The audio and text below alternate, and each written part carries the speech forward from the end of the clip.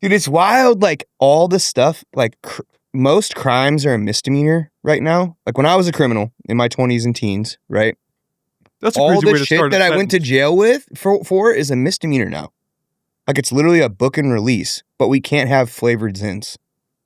Like who makes? Why do you think that is? Rules? I don't know, bro. Well, I mean, it's probably for the kids, right? I understand but isn't that why we make it 21 and up? Yeah. I mean, the same argument could be made for flavored alcohol. How long before they start going for that? Yeah. Or it could be, not to get too conspirator, but it could be that whoever created Zen is not on the winning team. And so they're trying to make it hard for them to sell their products. I heard that whoever created Zen, the company behind it, they were big donors to the Democratic Party. And that's why Tucker Carlson stopped using them. And I guess he was giving out free promo for them, and they were mad that he was associated with their brand. Yeah. Which is kind of funny. Yeah. I think I heard him say that, or was it on Joe Rogan? No, it was on some interview, but I heard him talking about he chewed him. I can't remember who it was with. Anyway. Because he was big on Zen. I mean, now he's got Alp, which I think he's Isn't that his company, somehow. Or is that like, yeah. I don't know if he's a partner or if he owns the whole thing. Yeah, I haven't tried him yet. I haven't either. I'm really bad at I like to try new foods and stuff like that, but when I have a thing I like a product I like, I stick with it. Use that. I don't know why.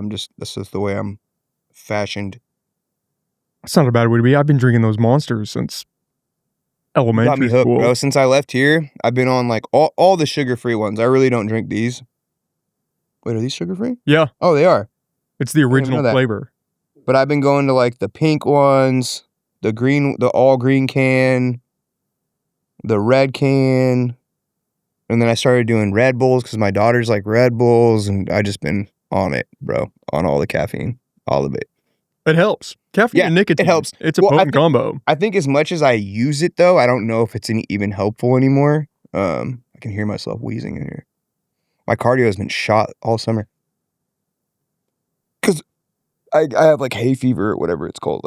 I'm going to cut grass and stuff like that. Yeah, I bucked hay in high school, which is crazy. I survived that, but lots of, what do they call it? Claritin and Advir helped me get through that. But I would get fucked bucking hay. Dude, it sucks. I did it a couple of times. Oh, it's terrible. Yeah. But my allergies would kick my ass for a week after. Skin, hives on my face and arms. But, and we would have to go up into the barn to load it once we brought it over, Yeah. And you're in that confined space and it's just kicking up all the hay. Did you do it out here? Yeah. Down in Fortuna. Was it with David Collenberg? No, it was with my grandfather. Oh, okay. He goes up there. They've got some buddy who they get their hay from and then bring it back to the barn. And I did that a couple times because I was the biggest cousin. Yeah. So they ship my ass out there. I was the opposite end of the spectrum, man. Yeah. And I was probably the only person of African descent that ever fucking kick his ass to the farm. Yeah. Well, my buddy Dwayne Lawfrey, he was in the same little crew as me, the CMGs. We were a little clique. I don't want to call it a gang because I don't want to get. This is just a bunch of kids? I mean, we were doing grown man stuff. I mean, since we were kids, a lot of our parents weren't really great parents. You know what I mean? So we all just gravitated toward each other. Rocky, Paris, Dwayne, Benny Loke, Thomas Lara. There's just a bunch of us from McKinleyville High School. Well, we were all in Charest pretty much because we went to the continuation at McKinleyville High. But Dwayne's buddy David, they were best buddies, and they were diesel mechanics. And they had big Ford diesels, lifted diesels or whatever. And they were a couple years older than me. All the guys I just listed off were 2 or 3 years older than me. But I just gravitated toward them because I was the new kid in McKinleyville. And he offered me a job with David. And so I did that. I didn't do it full time or anything, but whenever I needed money, he was oh, come buck hay or whatever. And then we did the weed thing too, a little bit on the side. And yeah, but it was a cool experience, just to get out there and just do man shit. You know what I mean? It does keep you in shape. Yeah. To say the least. Sure. I mean, you can't be 500 pounds out there bucking hay. It's not going to last. And the amount that you sweat is it's insane, bro. It's crazy. It's you're in a sauna because you're constantly moving. I can't imagine doing it in somewhere where it's super dry heat. That's your life. You down in LA. Yeah. That's 90s. insane, bro. Yeah. Yeah. Make for a long summer. Yeah.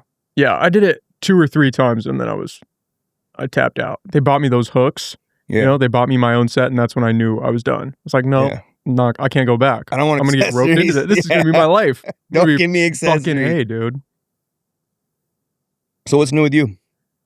Just doing this, man. Working 24/7. I've got a couple people in here recording now, fairly steady, and doing my own, and then working outside of here and just trying to fucking keep my head above water.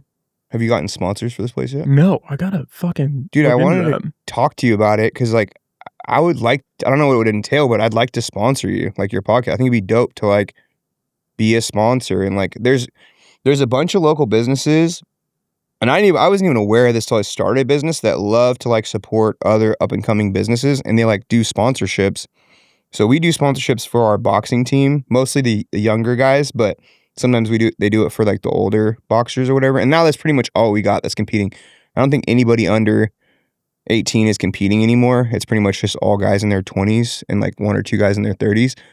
But local businesses will like give you $1,000 a year to like just to hang their banner in the background and like get social media shout outs, which is dope. And there's a few businesses that have done it, like Pivotal Connections in Arcata, which is like a self-care, cryotherapy, physical therapy.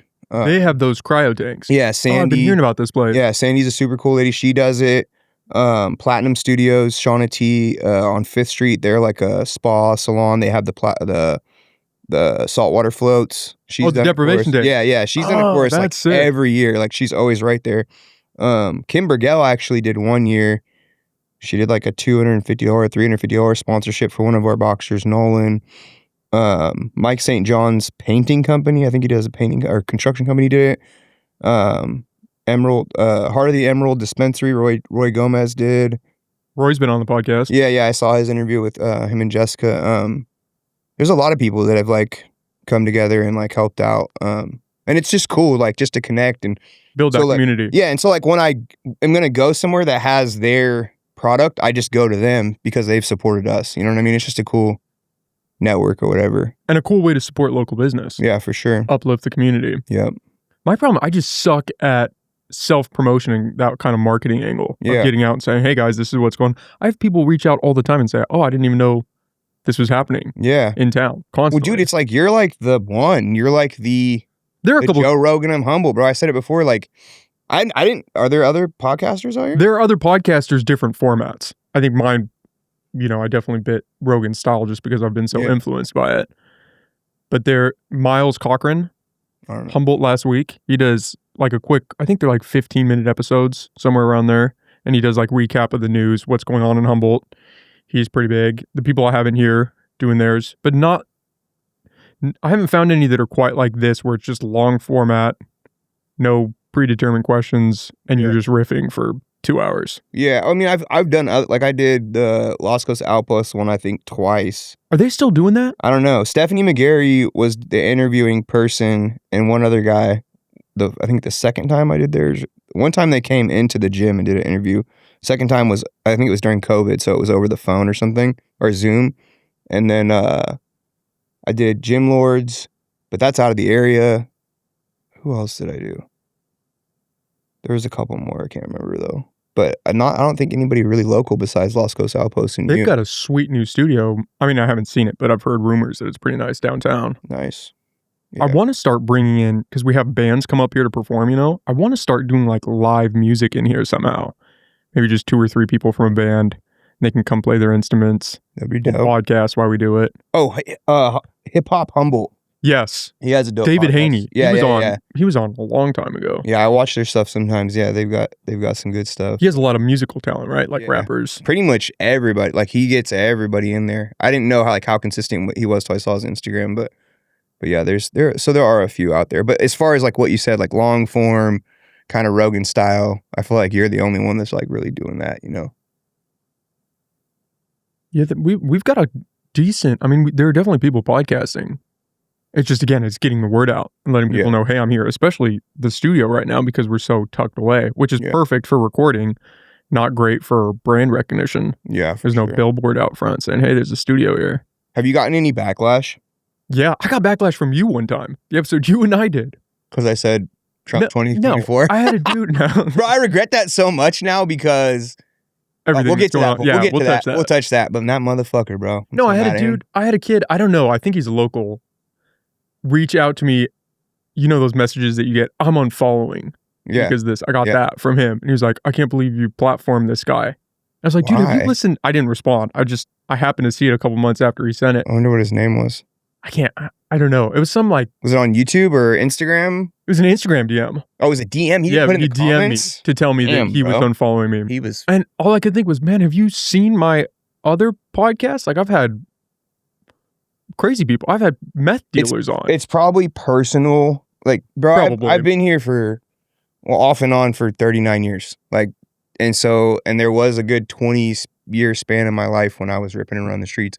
And I want to make it really clear when I talk about like my addiction and like the street life and stuff. I feel like I was a pretty ethical criminal.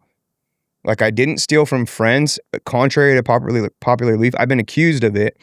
And there's probably people that still think it was me in certain instances, but I just don't tell on people. So it looks like I did it because I'm not telling on so-and-so who actually did it. You know what I'm saying?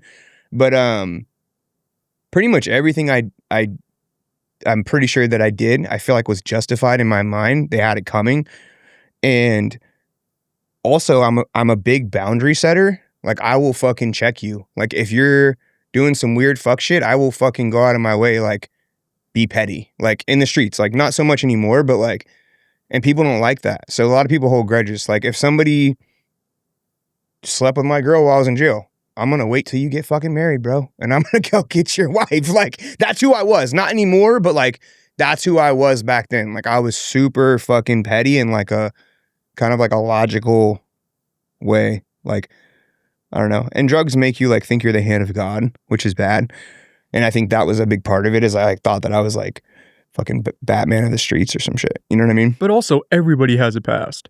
And if we're going to judge people on who they were in the past and not who they are in the present, what are we doing? And I also have pretty much all my exes fucking love me. Like they got mad respect and love for me. I don't want to go into too much detail about one, but the one who, I'll just say the one I fully committed to, still loves to, like she was in the comments, I'm pretty sure on your podcast, or no, it was mine. The one I did with Kimbergell and Katie. And when I got my house got raided in Los Coast Outpost, like she was the main person commenting, and I know it's her because of the things there's certain things that she wouldn't know, that only she would know, like where I lived at a certain time, or like just certain comments. I know it's her. And it's like, but when I see her in public or we talk about whatever, it's like, oh, we're all good and whatever. Like, I'm so proud of you, but it's really not. Like, she really feels some type of way. And the reason why is because I don't want to go into too much detail because I don't want to say who it is. I don't want to give her too much credit. I caught her cheating. And I left her. She disappeared for 4 months. She came back and asked, she's like, I'm sorry. Like, I want to be with you. Let's move back to California, blah, blah, blah, all this stuff. And I said no. And I had this feeling right then. I even thought the word like a woman scorned, or the sentence a woman scorned in my head. And I knew if I said no to her, that it would be this fucking thing for the rest of my life. And literally it's been 17 years that she's dragged my name through the dirt. And like, she still does. Like, we don't have any really like real interactions, like besides like little communication, but like she still goes out of her way to like spread rumors about me. Like the main thing she tells everybody is that I'm like super abusive and like all this crazy stuff. But it's like, bro, I've been with the same woman for 7 years and we don't even raise our voices. Like, you know what I mean? Like, and anyway, I'm not going to go into too much detail. That was a lot of detail. She knows who I'm talking about, but other people won't know. So my friends will, some of my like friends from that crowd will, but I don't know, man. It's just, there's nobody currently that I have hatred for. There's people that I greatly dislike, but I just don't have room in my heart or my mind to like have real hatred for someone or malice. And I really like have worked really hard this last 9 years in like therapy and recovery and NA and all that shit to like, to look at my part in things and my part in situation and relationships and business and everything, and try to make amends and make things right. Even if we're not going to be friends, like just make sure that you're good and I'm good and we're good around each other, and like there's no like hidden agendas, there's no like whatever. And some people just can't do that. They can't forgive and forget, or just forgive. I don't expect them to forget, but just forgive and move. Excuse me. Damn, this fucking The monsters, dude. They'll get you. They can't just move on. You know what I mean? They're still stewing on that thing in the past. And I also think that fucking BPD is real, bro. Like borderline personality disorder is a real disorder. And people with BPD really in their mind, like make themselves believe that they are the victim, even if it's blatantly obvious to everyone else around them that they are the victimizer. And to me, like, and I've studied the DSM-4, which is I've almost read the entire thing back front to back, which is the literature they use to diagnose people. People with BPD, I think they're the victims until they start victimizing people. Like, you are a victim of your mental illness until you start hurting other people with your mental illness, or like, you know, because that's basically what it is, bro. Is like, I worked really hard to cleanse my reputation, especially in this community. And there's certain people who don't like that. And so they make it their fucking life's mission to like assassinate my character. And bro, I'm not fucking perfect. I still make mistakes. Like, you know, I just said it in the last podcast, my house got raided a few months or last year. It's been a year now. But the charges were dropped because the amount they found in my house was less than 2 grams of fucking expired Deca from 2018. So it's like, was I really guilty, or was it just someone who fucking hated me and told the cops I was selling steroids? You know what I mean? Like, and it's been a year, like no charges were brought up. The DA dropped the case. It's fucking super petty. And like, yeah, anyway. But. Well, and some people will just see that article and then form an opinion about you. Yeah. Because they think it's too good to be true for people like me. I don't even like to say people like me, but people like me who have lived the life that I've lived, have had the past that I've had, to make strides and really change their personality. Like, I was just talking to somebody yesterday. They were listening to some of my music because I just recorded like 4 new songs with a friend of mine. And I'm working on this project, and it's basically the old me. Like, the music, the genre, the stories are all stuff that I have done, because I don't rap about stuff I haven't done yet. And they're like, well, why don't you rap about positive stuff? And I'm like, this is a part of my life. Like, this is a part of who I was. And they're like, damn, you talk like that? It doesn't even sound like you. And I'm like, yeah. Like, it took me years to change the way I speak. Like, to not say nigga this, nigga that, blah, blah, blah. You know what I mean? Like, to not be like every other word instead of saying bro. Like, bro is my main word now that I replaced. You know what I mean? Like, it's just part of the process, and people don't think it's real. They think it's like this fake thing. And it's like, that's why I can't stand when people say, you changed. And I'm like, yeah, I changed, bro. Like, of course I changed. Like, isn't that what we're supposed to do? Yeah, I've evolved. Like, I've had to change my value system, my belief system, the people I hang out with, like what I listen to, what I watch, like what I think about, because had I stayed on that same path and stayed the same person, I probably wouldn't be alive. You know what I mean? Like, that's the reality. And instead of people being happy, or at least being like, oh man, good job, like not being happy, but just being like, okay, cool, he's good now, they're like upset about it, or like, it can't be true. There's no way he could be what he's portraying himself as. And it's like, I just want to be left the fuck alone, bro. And like, do what I do. Like, that's it. Like, I don't want to have problems. And like, bro, like I said before, I asked for everything I have, and it's so much responsibility that just that alone is so stressful. Like, just having kids alone is stressful.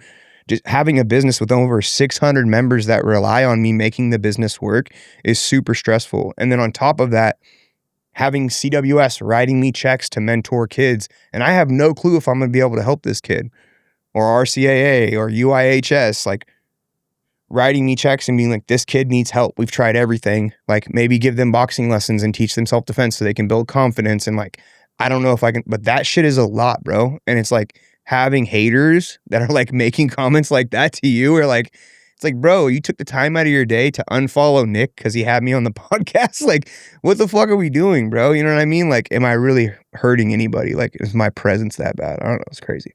But also with that, you know, DM, what's the path there? Where does that logically end? We're just not supposed to talk to anyone that has lived a past or has things that they regret about their past, because that's everybody.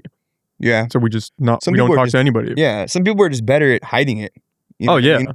Like recently I've been trying to exercise just silence and not being such an open book with people, because my wife always says, she's like, you don't need to tell them everything. Because I always feel like I need to explain everything to everybody and like fill them in on what's going on. She's like, they don't need to know. Like, you don't need to give anybody an explanation if you can't be there or can't do this thing or about this story and this situation and from fucking 2004 or whatever. Like, you don't need to give them the whole story. Like, it doesn't matter. Like, if they want to be a part of what you're doing, they can be a part of it. If not, if they feel some type of way about something that happened 20 years ago, like, let them feel that way. You know what I mean? But I guess like part of changing your personality and like who you are as a person is like, you want to show people like, this is who I am now. And like, I'm not my past. Kind of shake off their previous perception of you. Yeah. Like I just started training all my wife's clients, and they're all women. And it's crazy because like before I announced our engagement like 5 or 6 years ago, the majority of my clients were women. Excuse me. But since then I've had like maybe 2 female clients a year. And most of them were super intimidated to train with me.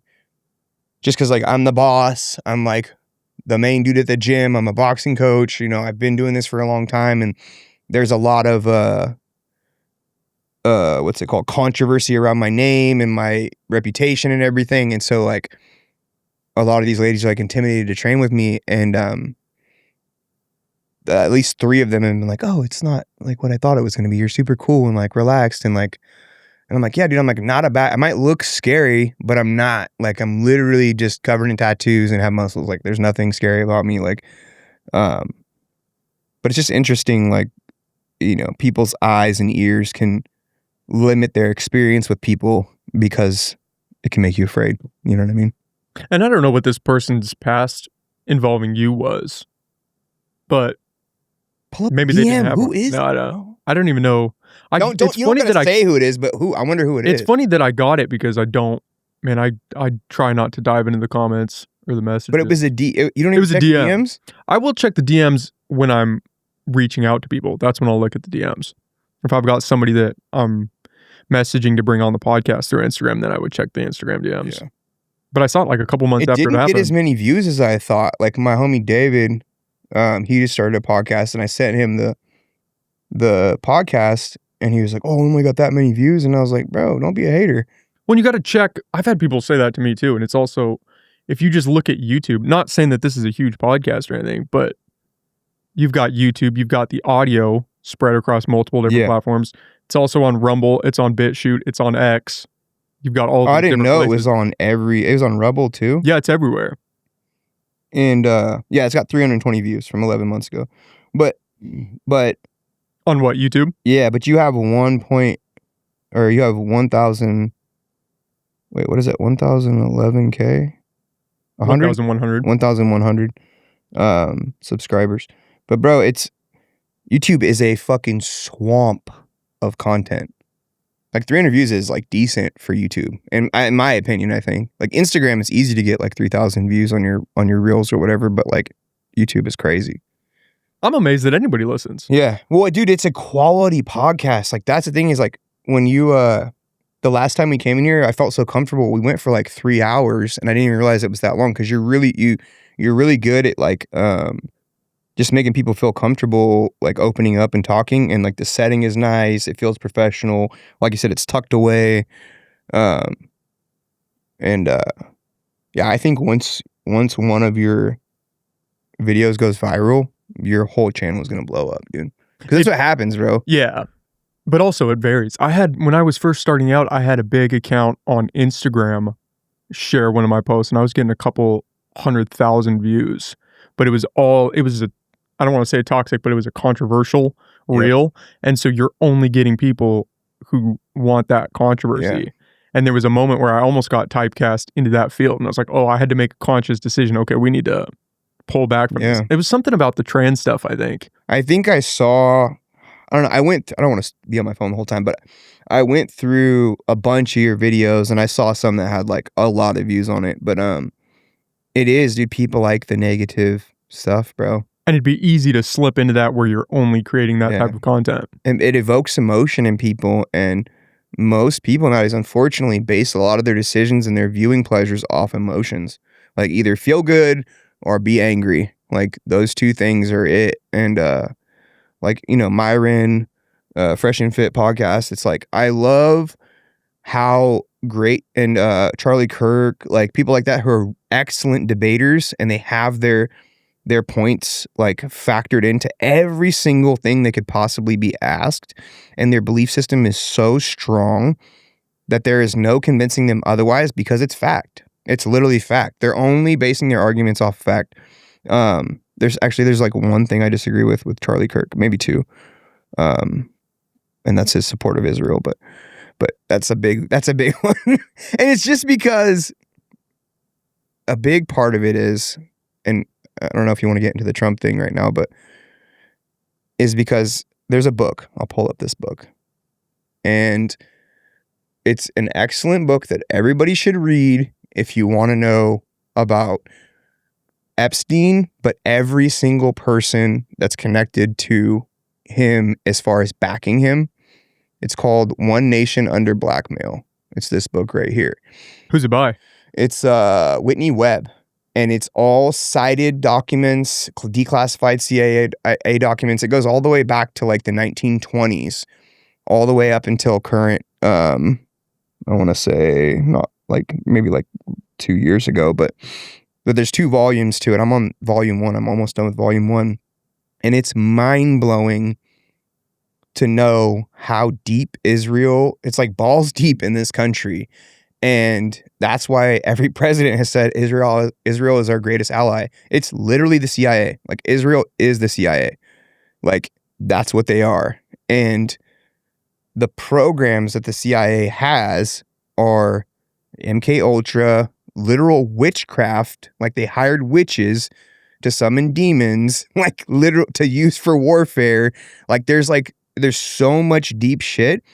And most of the people that are making comments toward you or any other podcaster or quote unquote right wing person or person, I don't want to label you as right wing, but I just lost my train of thought. Shit, what was I saying? Israel and the CIA. Israel, CIA. The connection to the U.S. But it they don't read bills. They don't read the declassified CIA documents. If you just go to justice.gov, I think it is. Like it's the Department of Justice website, and look at, I want to make sure I'm quoting it right. Look at the declassified CIA documents from the Martin Luther King files. I mean, it's all there. Every single year they declassify documents, and some of the stuff is redacted, but you can use your own discernment and judgment to decipher who is who, what is what, and what's happening. And it's very obvious that Israel runs our government. Like literally that's what it is. Like, and it was just blatantly shown to us with plain view, like the veil has been removed with Trump. Like it's totally obvious. Like Jeffrey Epstein was an Israeli intelligence officer. I don't know. He's been vindicated now. He didn't do anything. Bro, he was just target of a fucked up system. So I pulled this up just so I could show the damn it, it's not on my freaking so I have the flight logs. So the flight logs were released a few years ago, the Jeffrey Epstein flight logs. People forget about that. And that's all we need. Like the flight logs are all we need. So if you look at the flight logs, look at the names in the flight logs, and you can see that's the client list, bro. And that shows us, yeah, here it is. Epstein flight logs released USA versus Maxwell. That literally shows us, this is a different site, but it's up there. If you just type in Epstein flight logs, CIA declassified, it'll pop up. And the handwriting's super shitty. It's hard to see some of the names. But you've got Bill Clinton, Hillary Clinton, Obama, every movie star, pro athlete, musician, like they're all there, bro. And who owns the entire music industry, the film industry, it's all Jewish people, bro, or Jewish people. You know what I mean? And so it's like, I think the reason why Trump isn't releasing those documents is because he's been corrupted by them. Like, he's now working for the Israeli government because he doesn't want to die. He's been shot at twice already. Like, you know, he's sacrificing his own morale and what he stood on before to join the winning team. And it is what it is, dog. Like, there's nothing you can do about it, you know? But it's like literally there in black and white, bro. You can see them all. Like, it says the date, the time, the names, you know, and pretty much every flight has Ghislaine and Jeffrey on it. But let me see if I can find like a... I'm waiting for them to take out Ghislaine. Because how is she just sitting in some prison somewhere? I think she's connected, bro. I think she's still being utilized, personally. She's probably not even in a prison. Supposedly she's in Guantanamo Bay, right? Oh, I hadn't heard that. That's what I thought. I thought she was in Guantanamo Bay. That's one of the reasons why I think they're not closing it down is because that's where they put everybody. And I think there's probably two wings of Guantanamo Bay. I think there's probably a wing for people like Ghislaine who are like higher up, who are living like on a high horse like fucking Al Capone was in prison. And then there's the other side where they're interrogating people and people who are traitors or people who are whistleblowers. You know what I'm saying? Why do you think Trump's not engaging? Do you think he's implicated in the files? No, I don't think he's implicated at all. But him and Epstein were pretty tight, right? I mean, back in the day. He's not in the flight logs. Like, he didn't go to the island like 13 times. I don't know about the island. I didn't see Trump. Yeah, probably like on Trump's plane, but I don't see Trump. I've looked through every single one. I didn't see Trump in here. But there's hundreds, bro. There's 118 logs, 118 pieces of paper, and there's probably, what is that? 1, 2, 3, 4, 5, 6, 7, 8, 9, 10, 11, 12, probably like 20 flights on every single one. Yeah, it's from, and these aren't even all of them. That's the thing, is this is from, what is this? April 1991. This isn't even all of them, bro. There's way more. Like, there's too many pages for me to go through it right now on the pod, but the 118, bro, there's 118 pages of this. So there's like, what is that? There's, 30, 40, 50. A lot of pages. There's like 100 pages, 100 times 118. So that many pages of flight logs. Sorry, I went through the first page. I didn't go through all these. I'm tripping. I just went through the first 100, like all the ones that are on the first page. I didn't realize there was that many. It's a lot, bro.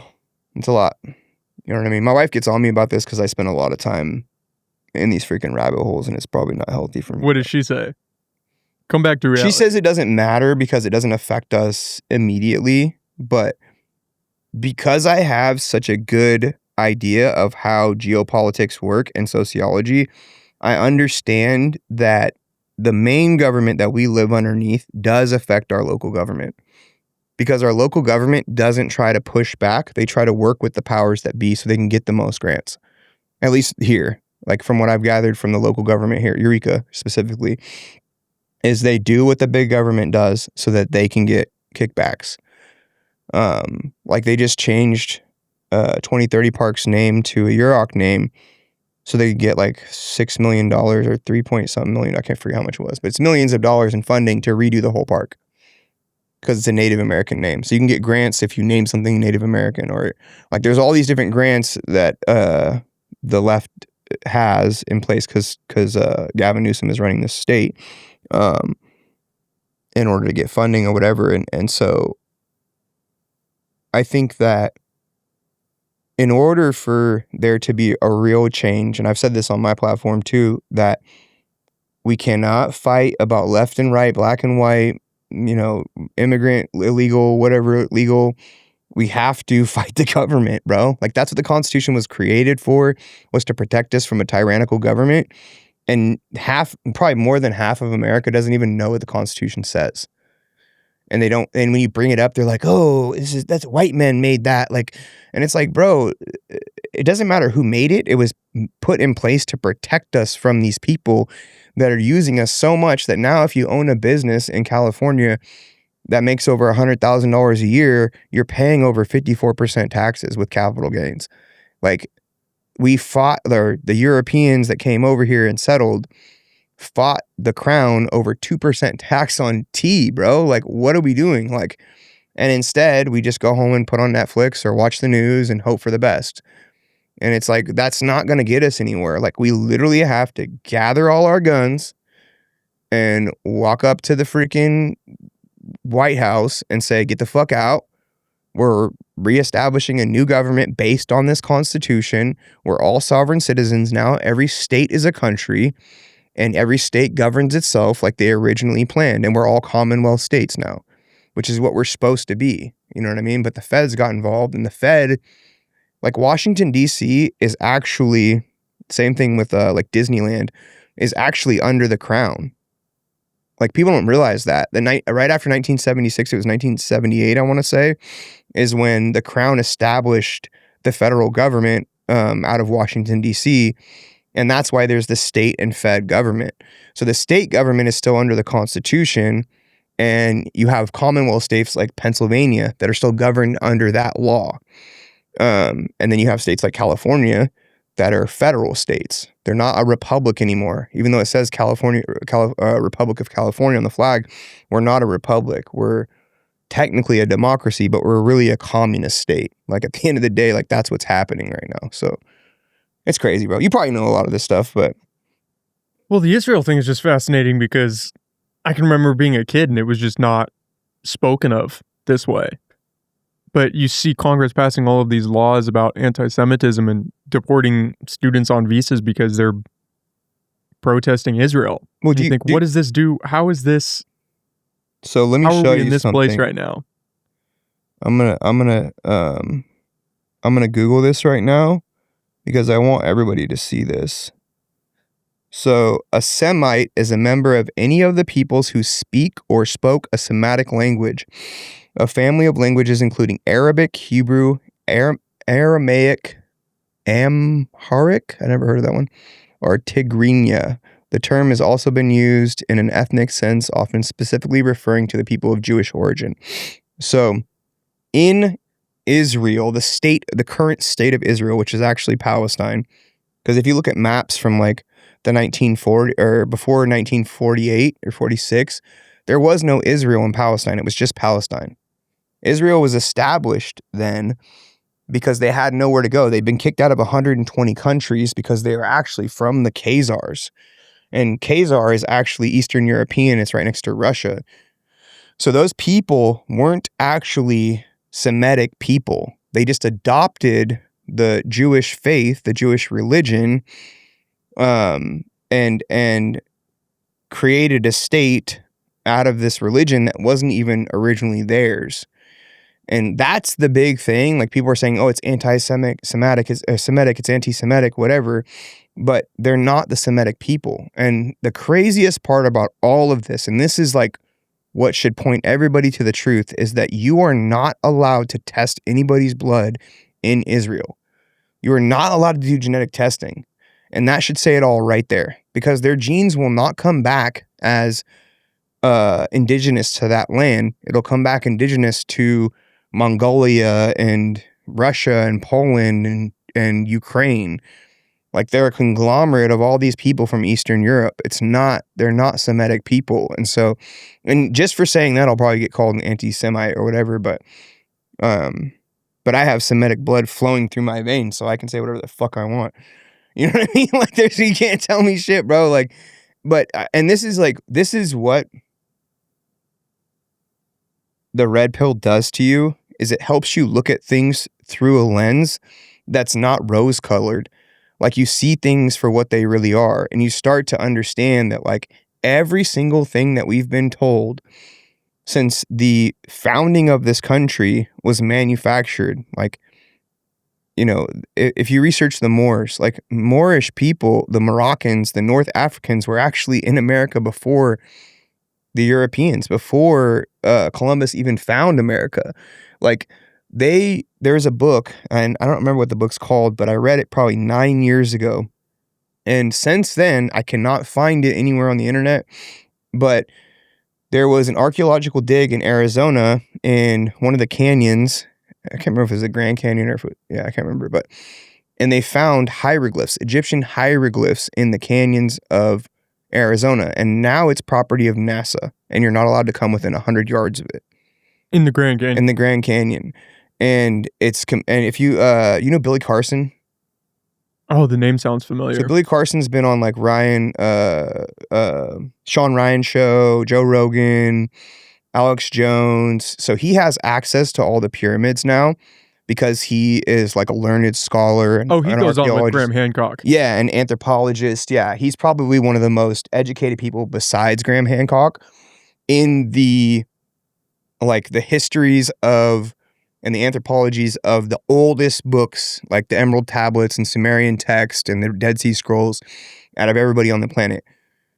So he's the one who I found this out from, and I started researching it. I was like, why can't I find this book? Like, why can't I find this research? And it was actually on, I think, Ancient Aliens too. I don't know if it's still on there, but and he was saying, he's like, bro, why would NASA buy this property in the Grand Canyon and have soldiers? Like, he went there himself. In the interview, he talks about it. He went there himself, and the soldier's like, you can't come any further than this. And he's like, why not? He's like, because this is property of NASA. Nobody's allowed here.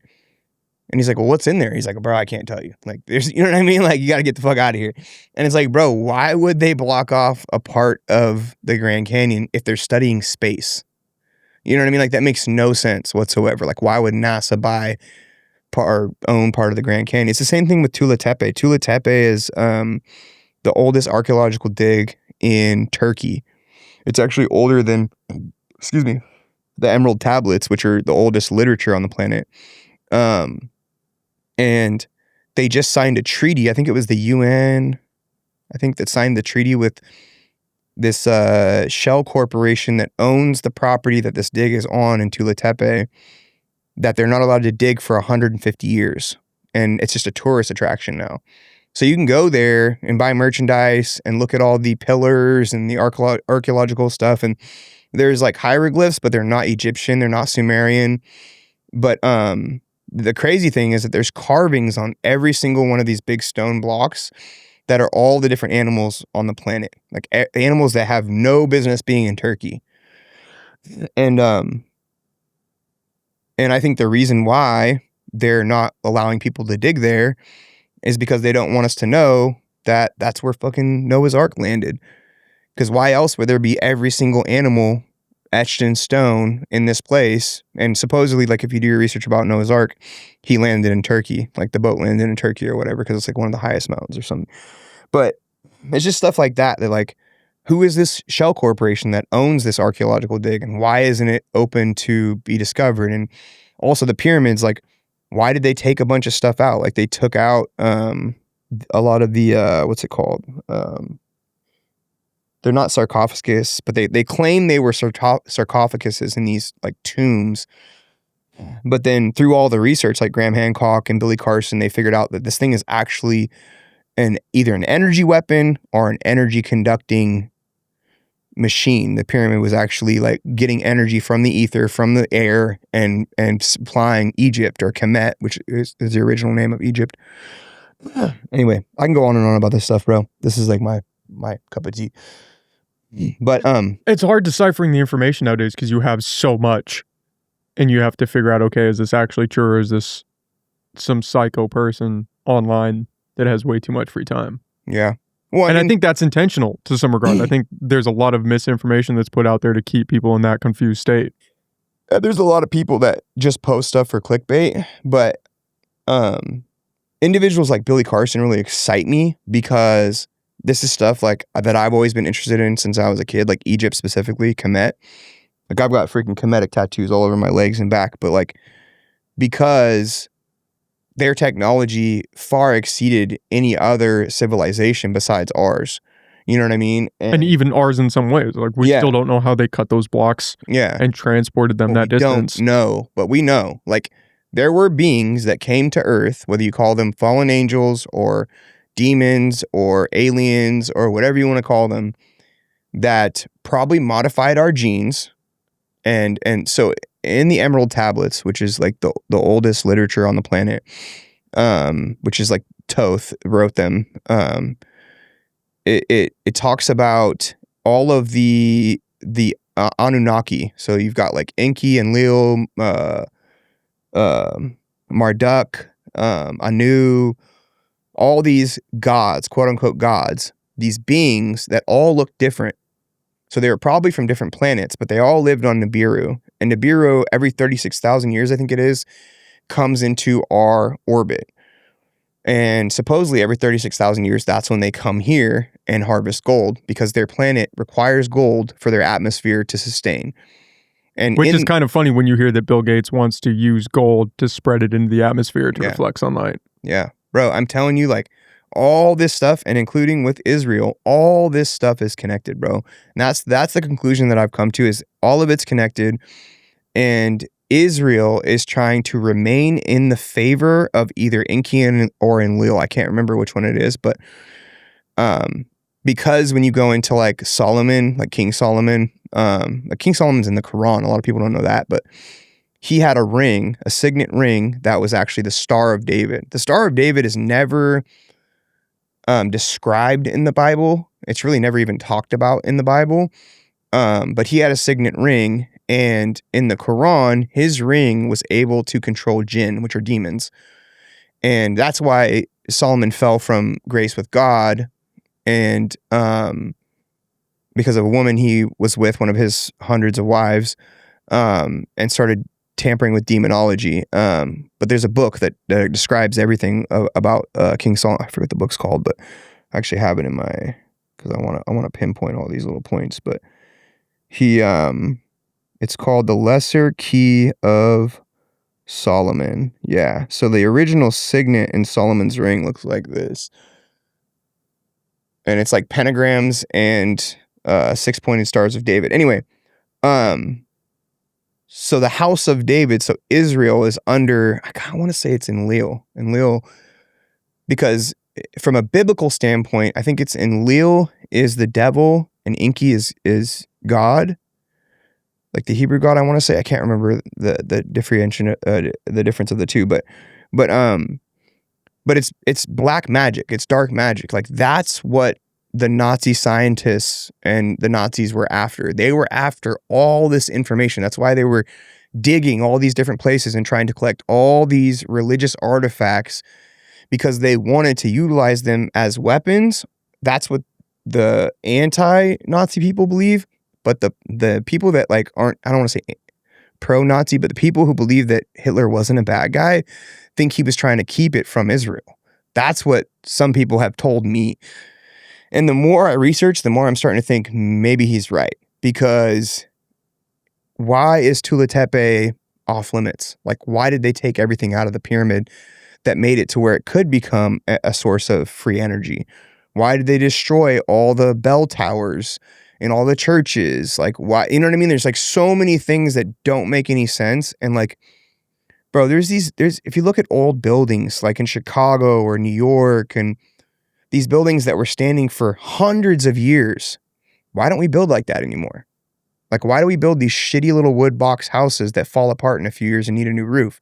Like, there's all these things that like I said, it all comes together and it all points to they're trying to prevent us from understanding who we really are, who we really came from, and what's really coming. And I believe in 2037 is at the 36,000 year point where the Anunnaki are coming back to this planet. And I think that the Federal Reserve is storage for an offering for the Anunnaki.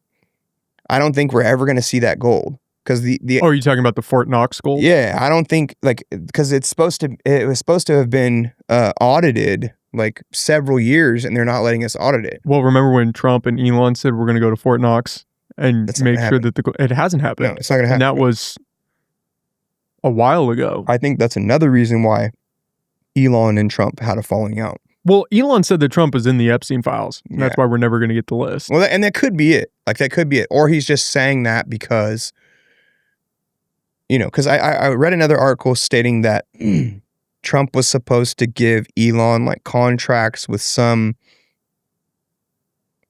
I can't remember. I just read it yesterday.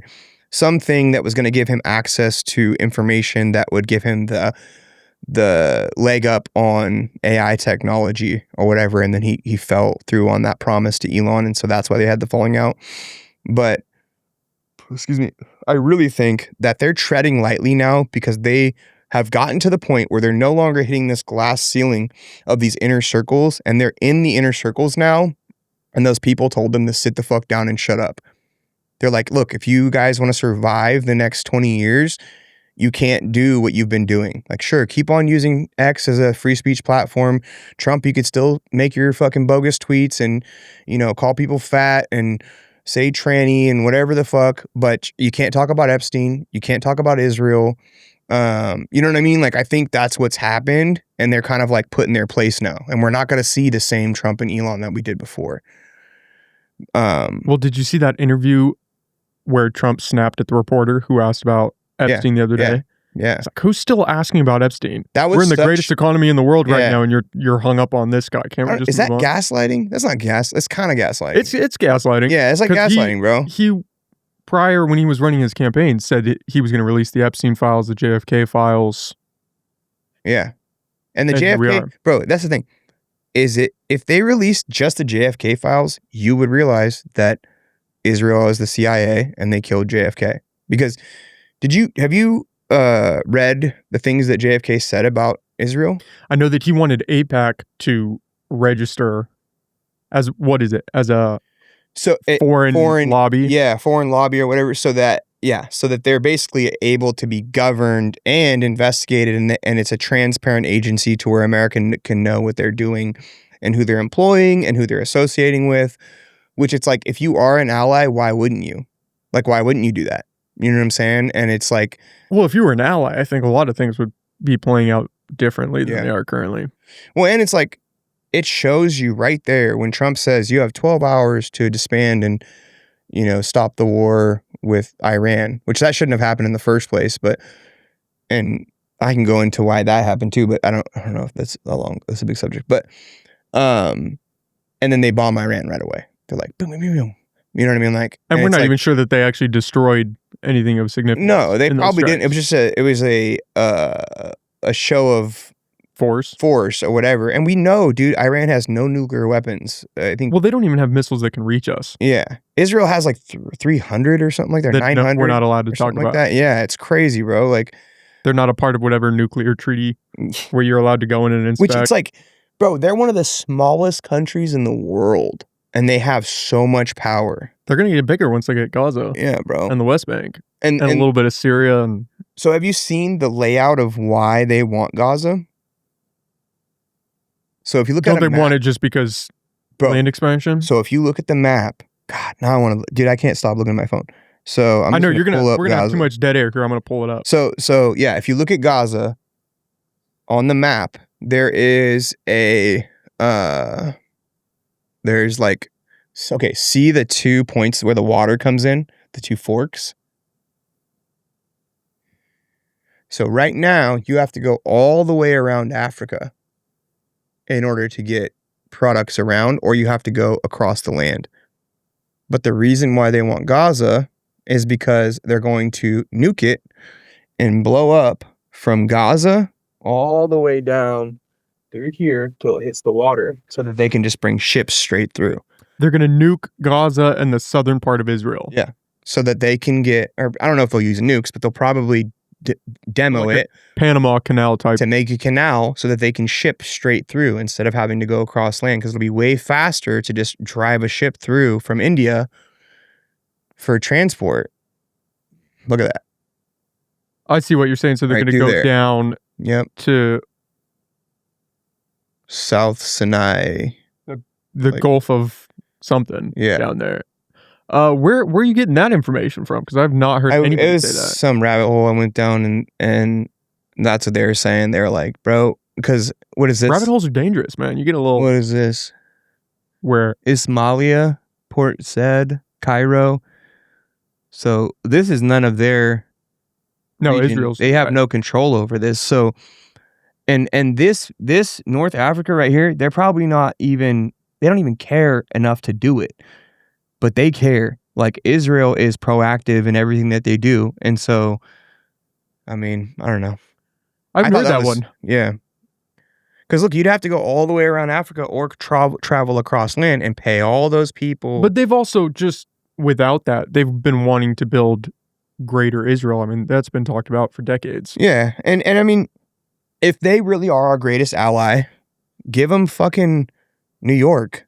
Give them fucking Or how about we just Maine. don't give them anything? Well, I'm just saying, like, that's what the deal was. Sovereign country. You know, with Britain and America and Israel was like, oh, we're going to give them, and Palestine and Gaza, or Palestine, was give them this land where they can establish their country and have their religion and be safe. They were refugees.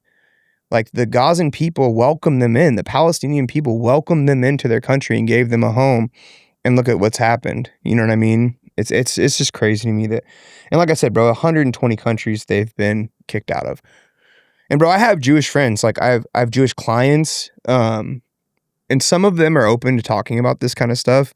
Some of them I tread really lightly on it because, like, I don't think they're bad. Like, as a race you have to separate people. Jews and the state of Israel. Yeah, it's and that's two where it gets separate. squirmy. Yeah, it's two separate things. But I ask every Jewish friend of mine if they study the Talmud.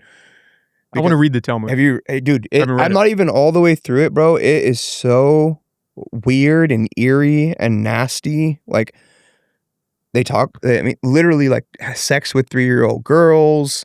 Like, Jesus is boiling in a human excrement in hell. Well, like, they don't like Jesus. No. Right? No. In the Talmud? No. They don't even think that he was an actual prophet or the son of God. They know he was a person, and you can't say that, you know, who killed Jesus. Can't bring that up. Can't talk about that one. Yeah. That one gets a little dicey. It's crazy that you can't say that. I mean, it's in the Bible. It's in the freaking Bible, bro. And that's a weird thing to say you can't say anymore because it's history. Like, the Bible is so historically accurate. I mean, aside from all the miracles and stuff, I don't think they were miracles. I think Jesus just used his whole brain. Because we only use 10% of our brains. Yeah, but see, people say that, but you can only use 10% of your brain because you've got, you know, all this other, like, sheathing in there and stuff. People say that as like, oh, we have 90% of our brain that's untapped. It's not usable. But, I mean, he probably had like a extra genome or something. Well, if he was actually the son of God, I think that he'd get a little something. I think we all are, bro. I think we all are. I think we've just lost touch with that. I think we all are divine beings. Have you looked into this remote viewing stuff? Did you look into that Joe Rogan podcast?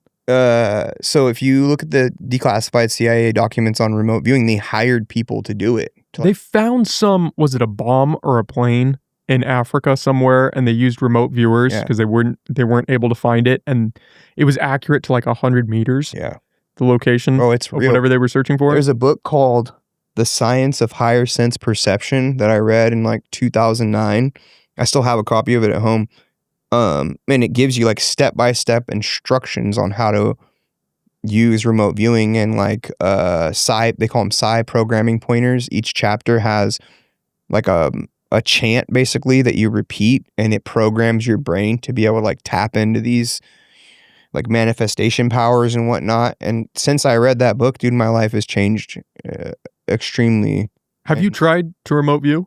Yeah, I have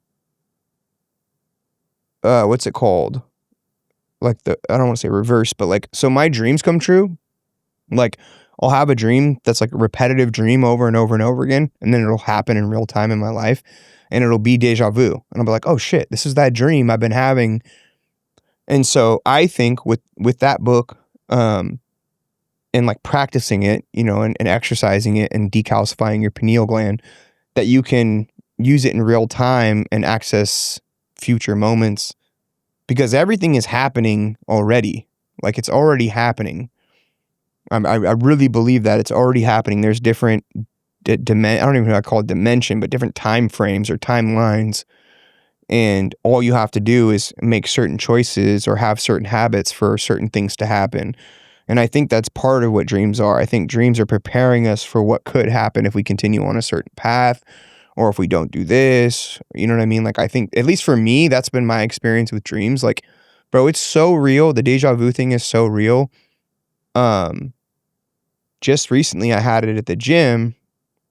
We were Me and all the guys, I think we just finished sparring. It was like my last round, and I'm hanging over the edge of the ring, and we're all bullshitting and talking after sparring, and I look up and I see all the graffiti on the walls, and I was like, holy shit, dude, I had a dream about this like 4 years ago.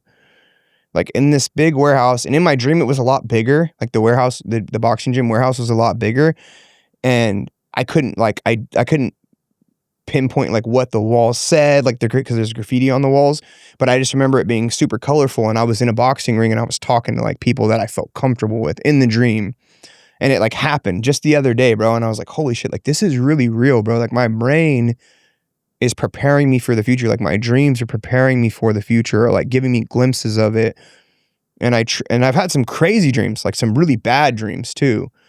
And that have also come true. That have also come true, bro. Like being in jail. Like I've had so many dreams about jail, and pretty much every dream I've had about jail with something bad happened in jail was a deja vu when it was happening. You know what I mean? Like I almost got jumped in San Jose one time. It sucked really bad, but thankfully a CO like came in and got me for contraband. Like they were rolling me up for contraband like right before I got jumped, or like right as I was about to get jumped, and they pulled me out and put me in max. It was crazy. What happened there? A bunch of dudes walk up to your cell two right dudes at the CO's there? who they thought I was somebody that I wasn't. They thought I was like somebody from I think a northerner gang. I'm not a northerner. I look Mexican though. They thought I was like somebody else or something, and they started like set tripping on me. And I was like half asleep, bro. I'd just woken up. They woke me up and they're like, hey, are you fucking such and such from... And I'm like, nah, bro. I was like, I'm from fucking Humboldt County. They're like, stop lying. Like, what's the tattoo on your hand mean? Like, blah, blah, blah. And I'm like, bro, I'm not fucking so-and-so. And I told them who I was or whatever, and like who my brothers were, like where, you know what I mean? Like all the shit. And they're just like, nah, bro, that ain't. And then like some northerners came in. They're like, bro, I don't know if that's him. I don't, you know what I mean? Whatever. And then all of a sudden I hear on the intercom, Parr, roll it up. And I thought I was going home. And the CO walks through like, get your shit. And fucking, and I was like, oh, am I going home? He's like, just roll your shit up. And so I rolled my shit up. And they're like, we'll see you on the outside, fool. Da, da, da. And I'm like, fuck, dude. And then they put me into max at, because in San Jose County, there's a county jail. And then there's the farm. And it's like the main jail that you go to like sit down and stay for like months or years. And it's like far away from the county jail. But when you get to the farm, you go to max first. And then after 30 days of good behavior, you go to the farm, and it's just bungalows, like these big cabins with like 60 people in a cabin. And there's trustees, so there's no COs, except they come by every hour to check on you. So it's basically ran by the inmates. So if I would have got jumped, bro, I would have been fucked up. Like they would have got me. You know what I mean? Like, and getting fucked up because they thought you were someone else. Yeah, it was crazy, bro. Like it was crazy. But like shit like that was a dream I'd had. And like in the dream, I got my ass kicked. And it was like one of those dreams where I was like swinging and I couldn't fucking do anything. And so, but how they got me for contraband is when I was in max, I cut a piece of my towel like into a washcloth. There's a little square in my towel, and I had my towel hanging up on my bed. And this fucking CO, bro, that hated my guts from the day I got in there, he always gave me shit. He kept putting me in a solitary cell. He'd always come in and just like fuck with me, like go through my shit and be like, what are you hiding today, Mr. Parr? I'm like, bro, why are you always fucking with me? Like, I don't do shit. I just fucking do my workout. I read my books. I eat my food. And he like flipped my towel around. And he's like, hey, you know that's contraband, right? And I was like, what? And he's like, the towel. I was like, what do you mean? He's like, you cut the towel. And I was like, bro, how do you know I cut the towel? And he's like, where's the washcloth at? And he starts flipping my bunk, and he finds the washcloth, and he takes it. So he must have written me up, and then it didn't get processed. So I went to the farm, and I was there for like maybe a week. And then that shit happened, and then they rolled me up and put me back in max for the contraband or whatever. But shit like that, bro. Like I had deja vu about that happening, and it's like, what does that mean, bro? Like, why am I having dreams that are coming true? Like to a certain extent, because I didn't get my ass kicked, but still, it was like the same scenario or whatever. But it's weird. But I think Jesus used his whole brain, or something like that, or he had like an extra genome, or was it just special? Yeah. Because if you read the Moorish Science Quran, the Quran of the Moorish Science Temple, the Moors are historically, if you go down the rabbit hole, and there's declassified CIA documents on the Moors about the Prophet Noble Drew Ali. He's from a Cherokee tribe in North or South Carolina. He was investigated and eventually killed by the CIA or FBI, I think. But in their Quran, it gives you the account of Jesus that the Bible doesn't, from age 12 or 13 to age like 30, I think, because it's just a missing place in the Bible. It doesn't say anything about Jesus in that time frame. In that Quran, it talks about Jesus going down into Egypt and studying mysticism, in India and learning yoga, and I think Tibet, or I don't know about Tibet, somewhere else, but like all these different arts, like magical arts. And then when he came back, that's when he was like enlightened and was performing miracles and all this stuff. And the Roman Catholic Church doesn't want you to believe that Jesus was doing magic because magic's evil, right? And so I think that has a lot to do with it as well. I think that human beings can reach a state of oneness, like Neo in the Matrix, where this physical realm is no longer limiting us. It's a platform. We can utilize it to bend this matrix reality that we live in, and we can access certain memories or ideas or planes of thought.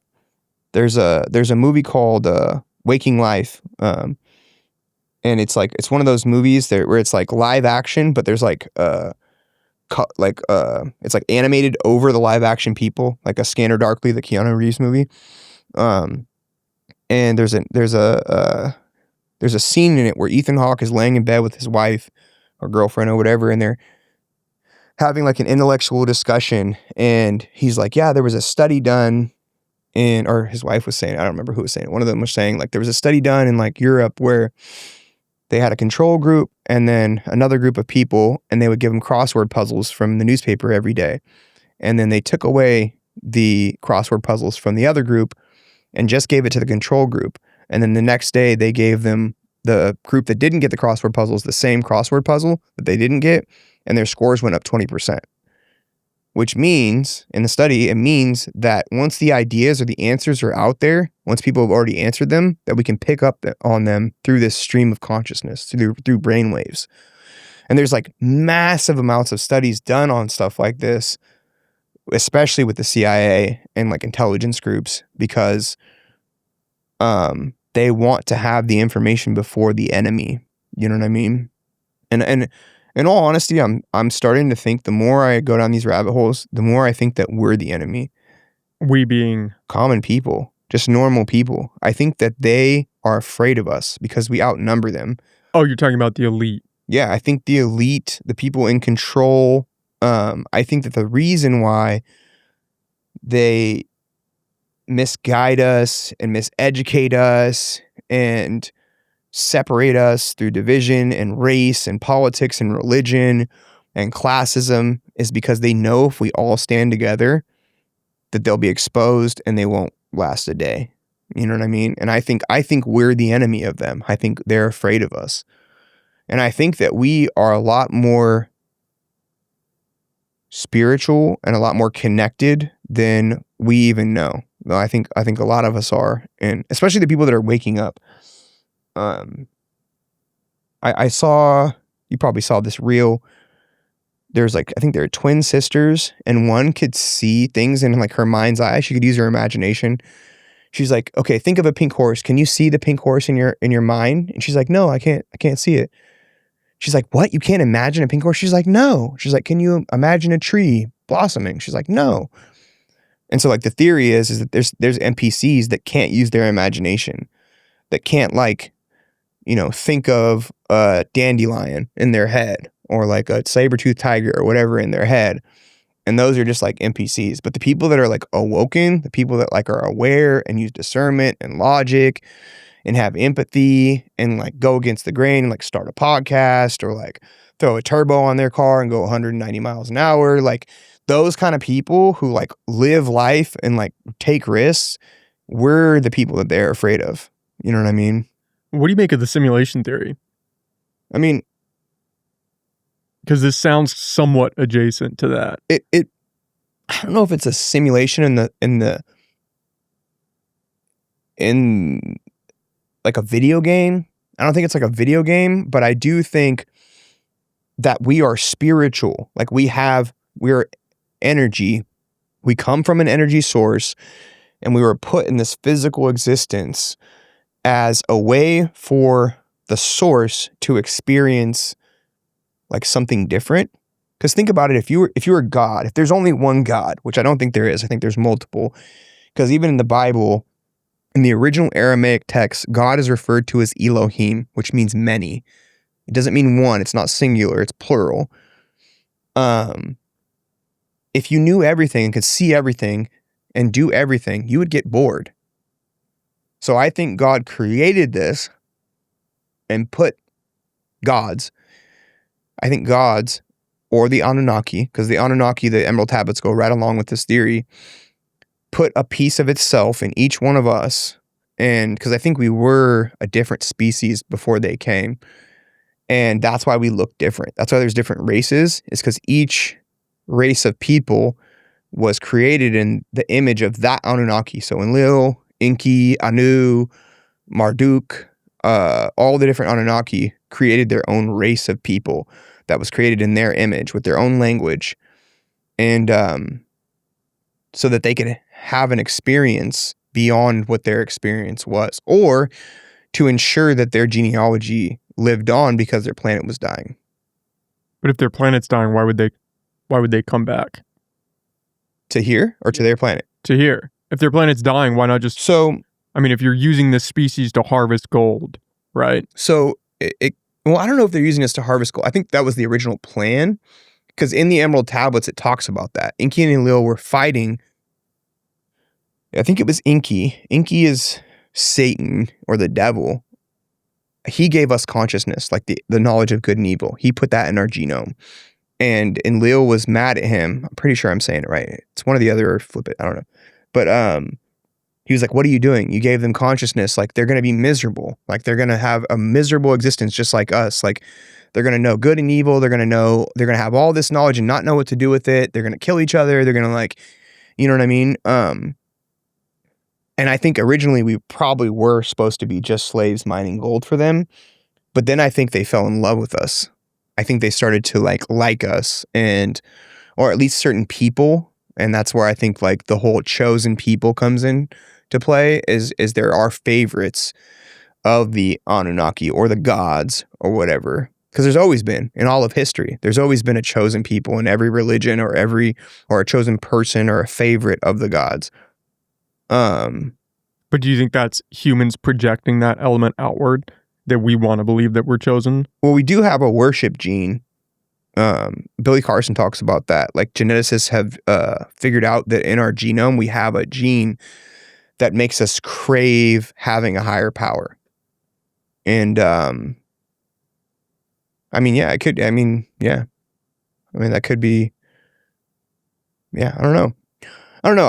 I just, you know, and I'll go back to what my wife said. My wife says, like, what's the point of all this?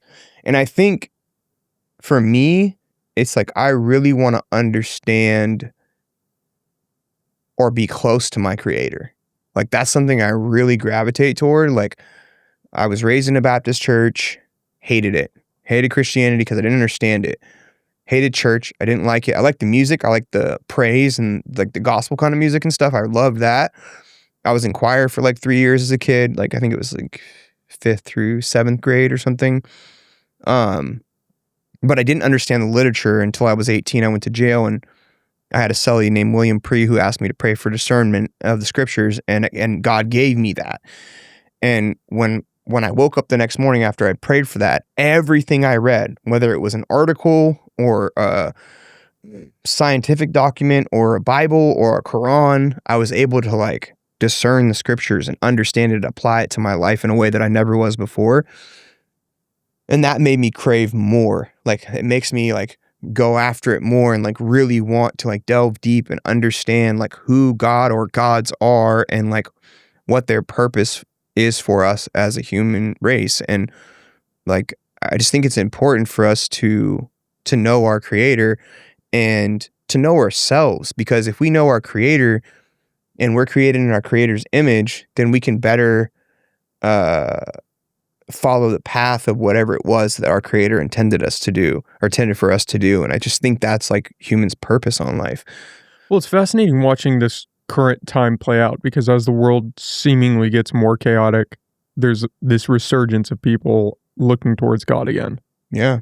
I mean, you've seen a lot of these influencers convert to Islam, and I don't think organized religion is the solution at all. Like I've veered so far away from organized religion over the last 2 years, just because I've been in like every one. Like I was baptized in a Pentecostal church. I was raised Baptist. I studied with the Jehovah's Witnesses for like 6 years. I studied with the Black Hebrew Israelites in Pennsylvania, and the Jews, like the Israelite Jews, the actual Jews in Pennsylvania for a year and a half, and studied the Torah. Started learning Hebrew enough to where I could understand what the most accurate translation of the Bible was. And that's when I realized that there were a bunch of missing books, like the Apocrypha and the Book of Enoch and the Apocrypha of Judas. Like there's all these different books that are missing out of it, and the reason why they're missing. And why are they missing? Because the Roman Catholic Church doesn't want us to know any of that stuff, because it goes against everything that they teach, that there's hell and that we're going to burn and that you have to ask for forgiveness and you have to go through a priest or a pope to talk to God, which is bullshit. God is living inside of all of us, and God wants us to know that like he's inside of us. Like he is what animates us. Like, cause like your brain, I was watching an interview with, what's that young woman's name? She's a comedian. I think she's hot, but she's in, was it Parks and Rec? Oh, Amy Poehler? She's kind of like dark sense of humor. You're talking about the blonde? No, not the blonde. The one with dark, long hair, kind of big eyes. She's like always like, has like a dark sense. Is it Parks and Rec or is it, what's her name? The one that was dating Chris Pratt's character? Yeah. She's in Famous People too. So it's on the tip of my tongue. Yeah, I can't remember her name, but she had a stroke. I didn't know. I didn't know that. She had a stroke, and there was an interviewer, and she was talking about Aubrey Plaza. That's her name. Yeah, she's fucking hot, bro. But she had a stroke, and she was talking about when she had a stroke, she could think about what she wanted to say, but she couldn't make her brain say it. And she was like, "Wait a minute, I'm not my brain." She's like, "Because I'm thinking right now, but my brain isn't doing what I want it to do." Would that be like, your brain, but not your body? So, and that's the other thing too that's kind of weird is like when you die, your brain is like active for a certain amount of time. And if you notice, like people are so interested in what happens when you die. And some people are so sure of it, like you go to heaven or you go to hell or you just rot in the ground or whatever. But it's like, I don't think we are our brains. I don't think we are our bodies. Excuse me. And I think that's what the elite want us to believe, is that we're just this physical body. It's YOLO. There's only one life. Live it to the fullest, and then you die. You better fucking do everything you can. Screw every hot girl. Do all the coke. You know what I'm saying? Like, so that hedonistic pleasure. Yeah, so that we just, have hedonistic pleasure and just go for the gusto, whatever. And, but I don't think that's it at all. I don't think that that's who we are. And I think if you live that way, then that's who you'll be. When you die, you'll come back. And you'll have to relive this existence over again and learn from your mistakes or do the same thing over and over again. Or if you live your life to the fullest, which is create this connection with your higher power, which is also you and every other person in the world, and make as many positive connections as you can and love unconditionally, or at least as much as you can, and help people and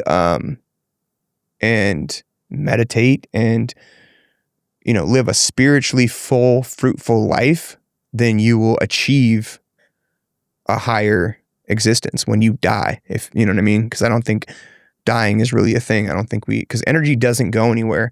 Like it always recycles. Energy doesn't just stop.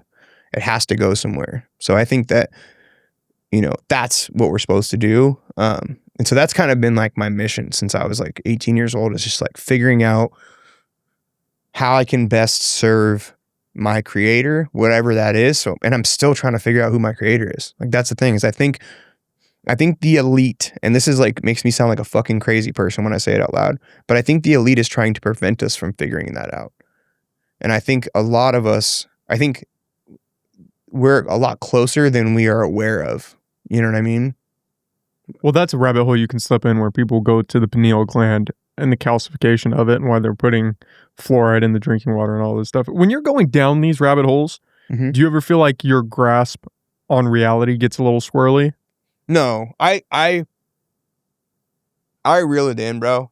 Like I You have know, a good like fail everything I just spewed out, people are like, this fucking dude's crazy as fuck. Like he runs a business and has kids. Like call CWS. Like I sound fucking crazy, bro. But like I've been reading shit for so long. I've been reading literature for so long, and bro, I love books so much because every time I read a book, whether it's like self-help or some like spiritual book or whatever, or a history book or an article or a study, or I get this glimpse of what the author's life is like and what their perspective is like. And you kind of get to put yourself in their shoes. And I feel like that brings me closer to God because that person's experience, that's one little glimpse of their experience on their path to finding God, in my opinion. Like that's what it is. Even if it's a fiction book. And it's like a warm blanket to me, bro. Like it gives me comfort knowing there's other people out there that are searching to the ends of the earth, trying to find enlightenment and trying to find purpose.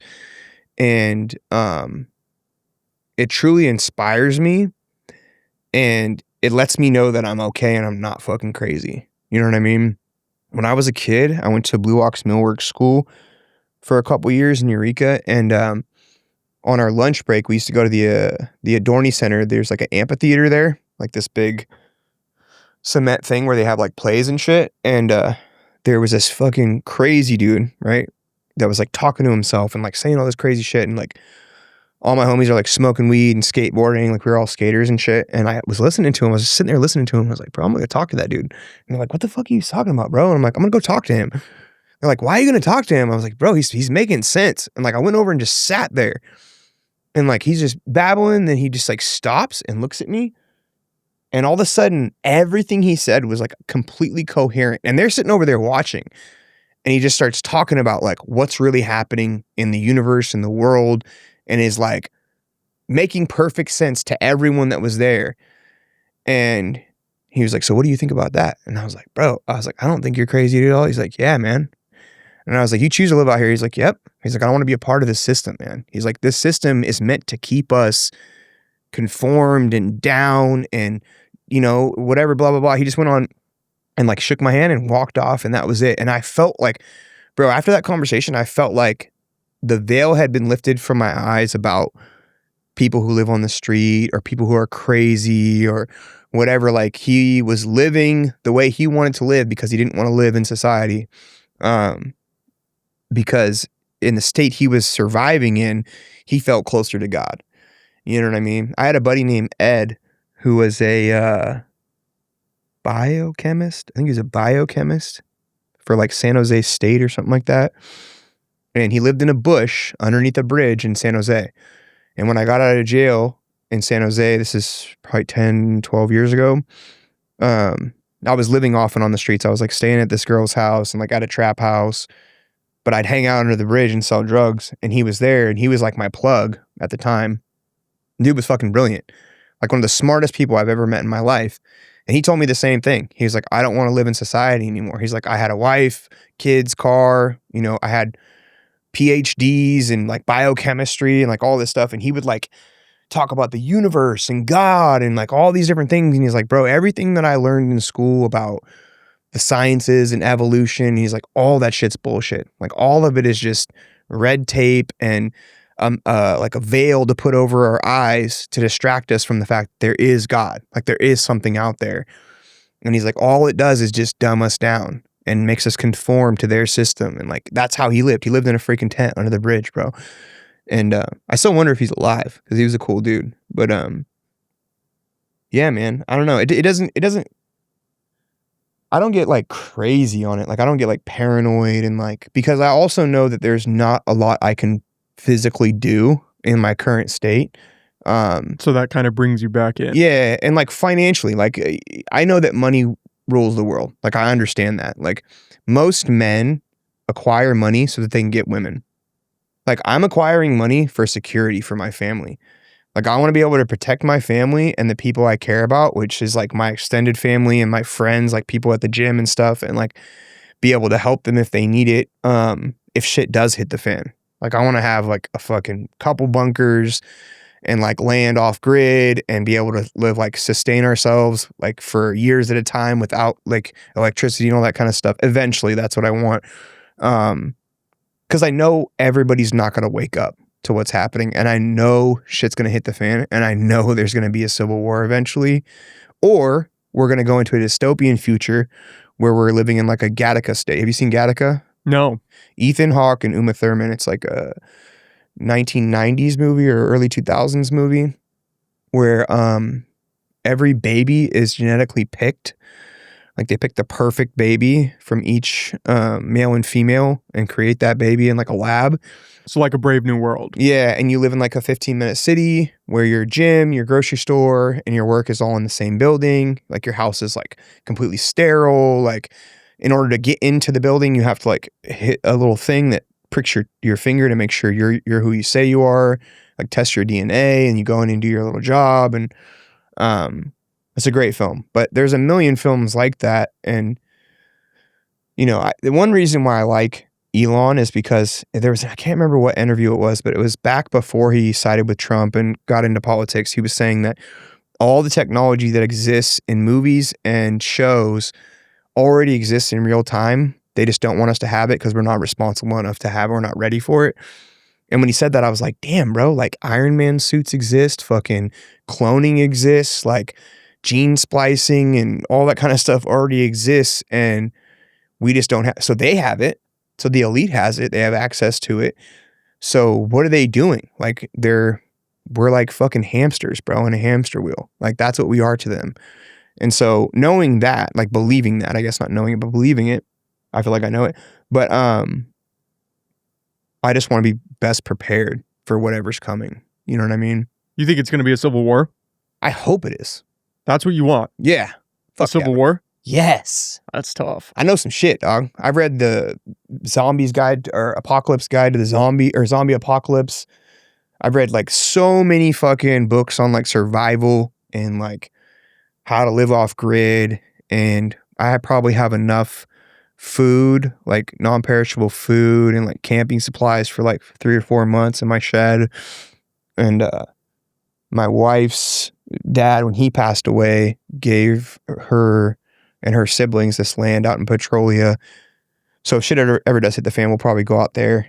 And then my therapist, he's an old Texan, and he said, we'll meet at my house and then go up to the mountains and fucking hide out if shit pops off. But I think, and I don't think war in the sense that people are thinking, I don't think it's going to be what we think it is. Like, I don't think it's going to be like tanks and guns and all that kind of stuff, because I do think that the military is the individuals, I don't want to say military, the individuals in the military are going to come around as well. And I think the military is going to split.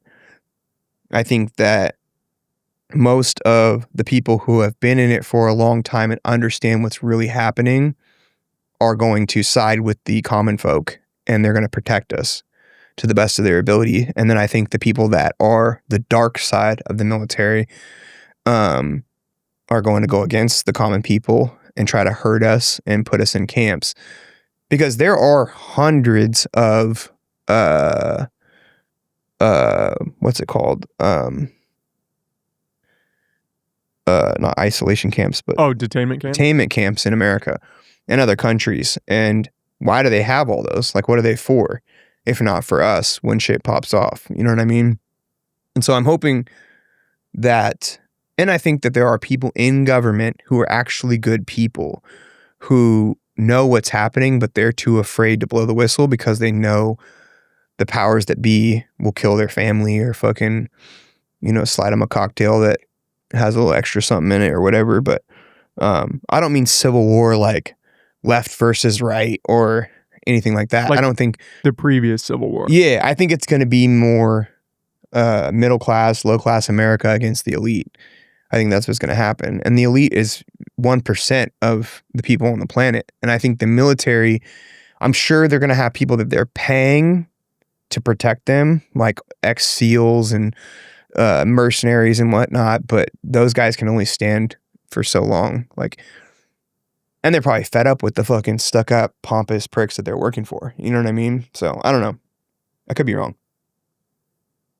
I don't know that I see a civil war happening. I did for a while, but... What do you think is going to happen? I think the odds are higher for a global conflict, like a World War III, than a civil war. I think we're all too fucking retarded to have a civil war, honestly. I mean, you look at what happened with COVID. It's old news bringing it up, but look at what they got away with and the information that's come out subsequently, and there have been no consequences. Nobody's been held accountable. We just moved on. Well, I think you're right. I think there are going to be people that just hide, that shelter in place. You know what I mean? There's going to be those people. Not even just shelter in place, but go with the status quo. And that's a lot of people. Yeah. Look at how many people got vaccinated. They're not going to survive. Like, it's survival of the fittest if civil war pops off, bro. Like, that's what's going to happen, bro. Is like, and there's going to be, the scary part to me is the prisons are what scare me the most, because I know there are good people in prison. I have a buddy who I talk to weekly who's been in there for almost 20 years, and he's a really good dude now. But there's probably one CO to every 60 inmates. So if shit pops off and the prisoners see it on the news, they're going to take the opportunity to escape. And then you're going to have some bad motherfuckers, like really evil people out there. And then you're going to have some like decent dudes who have like, you know, corrected their lives and their behavior. But they're going to be free on the streets if shit really does pop off. And then you're going to have the people that are like, oh, I'm just going to let the government save me. And they're going to hide in their house or whatever. And then you're going to have guys like me who are like, I'm fucking getting my people and we're going to the fucking mountains. We're hitting up Costco and the fucking pawn shop on the way up there. And we're going to get all the ammo and fucking food and hide on the hill. And you know what I mean? Or we're going to defend our city or town or whatever from these fucking evil elite people. But it depends on how it goes down, I guess. Like, I think it's more likely we follow some path similar to the Roman Empire, just bleeding out due to reckless expansion. We start getting engaged in all of these conflicts a world away. Well, it's been happening for 100 years. Like, it's been happening for a long time. Like, not 100 years. Look at just from the 2000s to now. Yeah. But I don't think it's sustainable. Like, I don't think this... And you know the only reason why Japan didn't invade the United States is because they researched how many gun owners there were in America. We have like over 40% of the guns in the world. So like nobody's coming here, bro. Like no other country's going to Until the robots come. Yeah, that's the scary shit. When you have drones that can just bomb people and you've got hundreds of thousands of them. That could be another reason why Trump and Elon aren't fucking best buddies anymore. Like, I don't know. Like, it could be either Elon was like, hey, let's make an army of fucking robots, or Trump was saying, let's make an army of robots. And Elon's like, no, bro, we're not doing that with my technology. Or he was trying to go for it, and Trump's like, no, bro, we're not doing that. I think they just had a falling out because Elon realized how corrupt the system is. I think it was a mutually beneficial relationship until it was unsustainable. Yeah. But I also think, I don't know, unless he's scared. He's probably scared, bro. Like, because... Well, if they were going to assassinate one dude, Elon's high up there. But he also probably has the most technology protecting him. Like, you got to imagine. Protecting him? I mean... I don't know if he's rolling deep with bodyguards, but... He probably is, bro. Yeah, he's probably got some South African mercenaries. They almost got the president of the United States. And Optimus isn't a battle droid yet. Yeah, and I'm curious, like now, after like seeing everything that's happened, I'm starting to wonder if the second attempt was real. The first attempt, I think, was real. I don't know. And we still don't know anything about those attempts. No. Thomas Matthew Crooks. It's just on his house the next being thing. sterilized. Yeah. No same thing with the guy at the White House. Like, so on the Sean Ryan show, there was a guy he interviewed. I can't remember the guy's name. He was like ex-military ranger or SEAL. He was on a TV show with that guy that... Oh, Tim Kennedy. Tim Kennedy. You're talking about the the Cybertruck that blew up. Cybertruck bomb or whatever. Yeah. Yeah. Was that in Vegas? I thought it was in Washington. Was it in Vegas? Maybe it was. It was outside of a Trump hotel. Oh, that's what it was. It was a Trump hotel. Yeah. I thought it was in Vegas, but I might be wrong. Yeah, it probably was. Or New York, because there's a Trump hotel in New York too. I don't know. But that like just swept under the rug too. Like, don't know anything about so much stuff is happening, bro. Like back to back to back, and that's the thing I've been trying to say this whole time is like they do this to us to distract us from the last thing. They already have the next thing planned out. You know what I mean? Like I truly believe that. Like that. And I think Trump is the perfect pawn because people hate him so much. They're like, hey, say this, and he says this, and then we're totally not focused on the most important thing. We're focused on him and what he said instead of like the really important shit. Like, oh, people just got killed in this country, or you know what I mean, or whatever. Like, I think that's what they do. I think that's what they've always done. Bro, if you read the CIA documents that are declassified, you start to understand how sinister that organization is. Like, it's scary, bro. Well, that's what I mean about going down these rabbit holes and losing touch on reality. Is it's so easy and it gets so reality dicey. Though. Yeah, but you sound when you talk to. I mean, I've brought up the Gulf of Tonkin to people, and they just gloss over, and that's like very, very top level.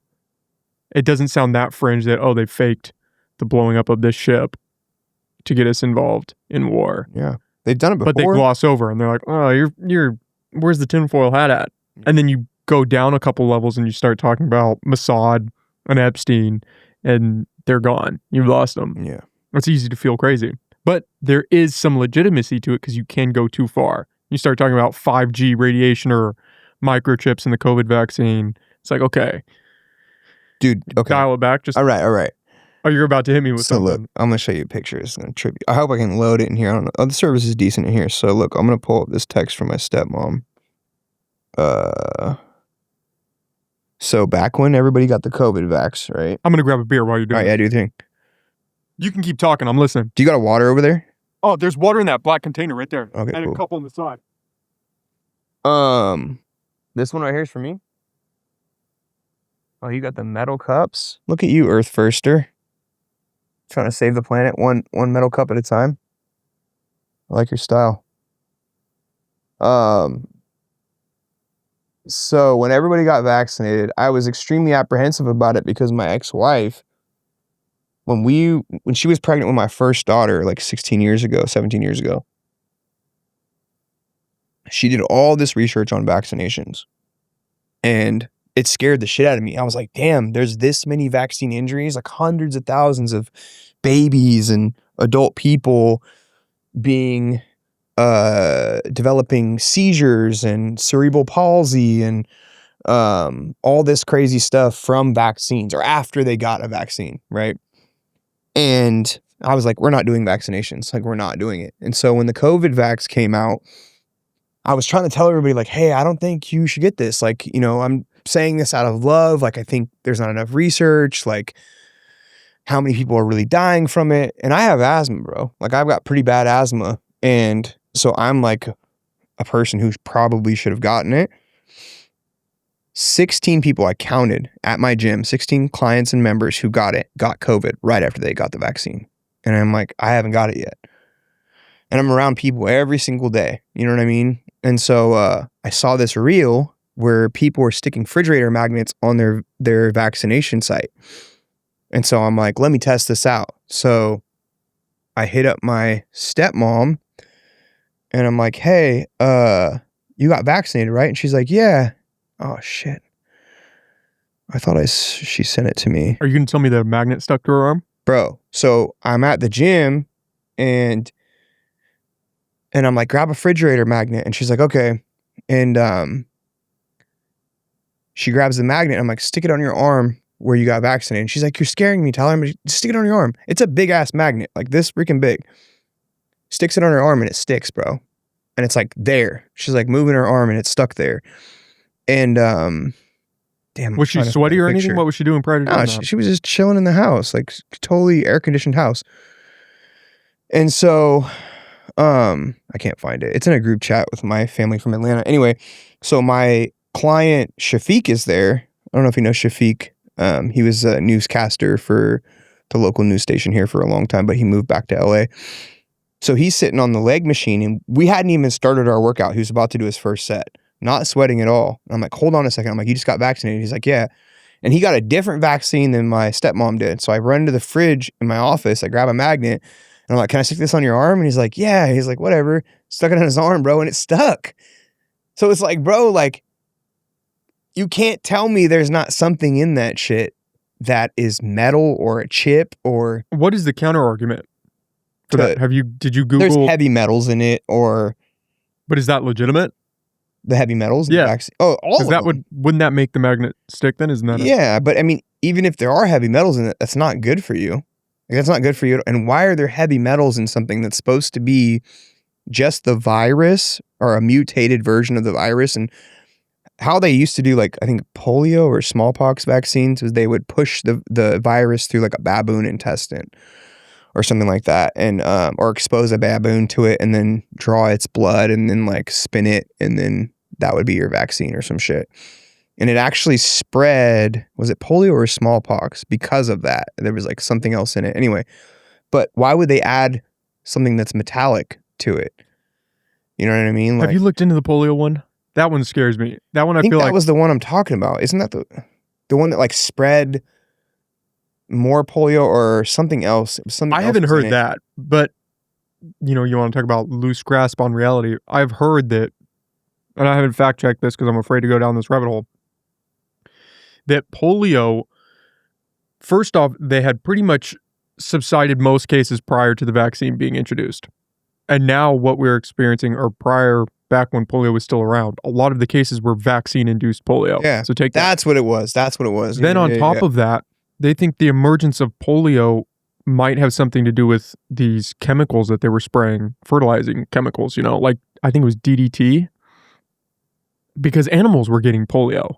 They were trying to figure out what is happening here. What is this spread? And when it started, it was concentrated around a lot of farmland. Yeah. People were getting this. I don't know if any of this is true. I'm scared to go down that rabbit hole because people are obviously polarized around vaccines, and then you go into the past with vaccines and it gets more dicey. But that's what I mean.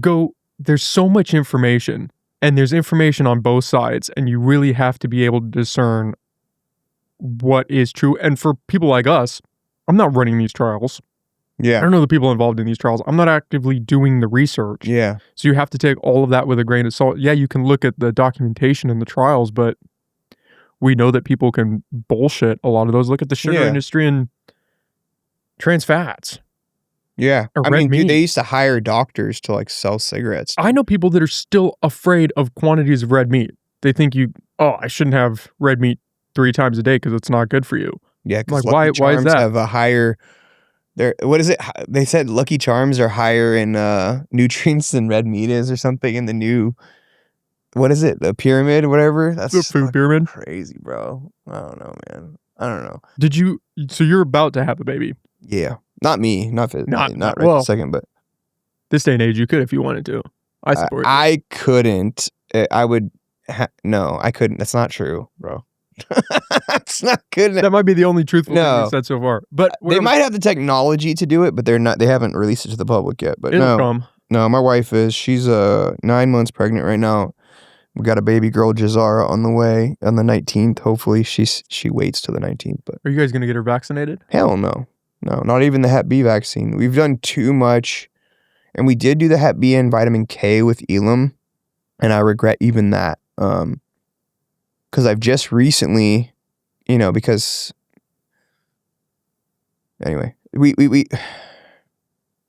daycare it's tough not having childcare. We have our own business and we have a children's room, but even with that, it's hard to have our kids there all the time. But we're finally at a point in the business where she could stay home if she wants to. You know what I mean? So that's kind of what we're leaning toward. And there's not a lot of options for childcare. There's really no options for childcare without vaccinations. And you have to have like 8, which is fucking crazy. Like a perfectly healthy child needs like 8 to 10 vaccinations. And that's before you get the baby. Yeah. Yeah, bro. And so I'll pivot onto this. I'll use this as my defense for why I'm not getting my kids vaccinated. So I had my son in daycare. I'm not going to say what daycare, for probably 4 months, 3-4 months, maybe longer, of a friend of ours who owns a daycare, and it's like 14 kids in a really small area. It's probably like a little bit bigger than this room. It's like a house, a daycare out of a house, but it's like sanctioned or whatever. It's got permits and shit. But she let our son come in, and we had like this religious waiver, which is like a gray area, but he still needed to get like 2 vaccines. I can't remember what it was. And we were supposed to get them within like 90 days. So we had like 90 days to do it. And, but we weren't going to do it. We were like thinking about it. She was like, she was thinking about it. I wasn't thinking about it. She was thinking about doing it just because of the stress of not having childcare. And, he would get sick every week. Every fucking week at daycare, bro. When I walked in there, there'd be at least 3 kids with runny noses, coughing, crying, like visibly sick. And they're all vaccinated, every single kid in there. He would get sick every week, bro. Every fucking week. And we're in a gym with 640 people every single day, and we're not getting sick. So when we took him out of daycare, he's been sick twice. And it's been probably 8 months since he's been in daycare. So if that's not that's research in itself that shows that these kids that are vaccinated aren't healthy. You know what I mean? And like kids that are exposed to other kids that are vaccinated are getting sick as well.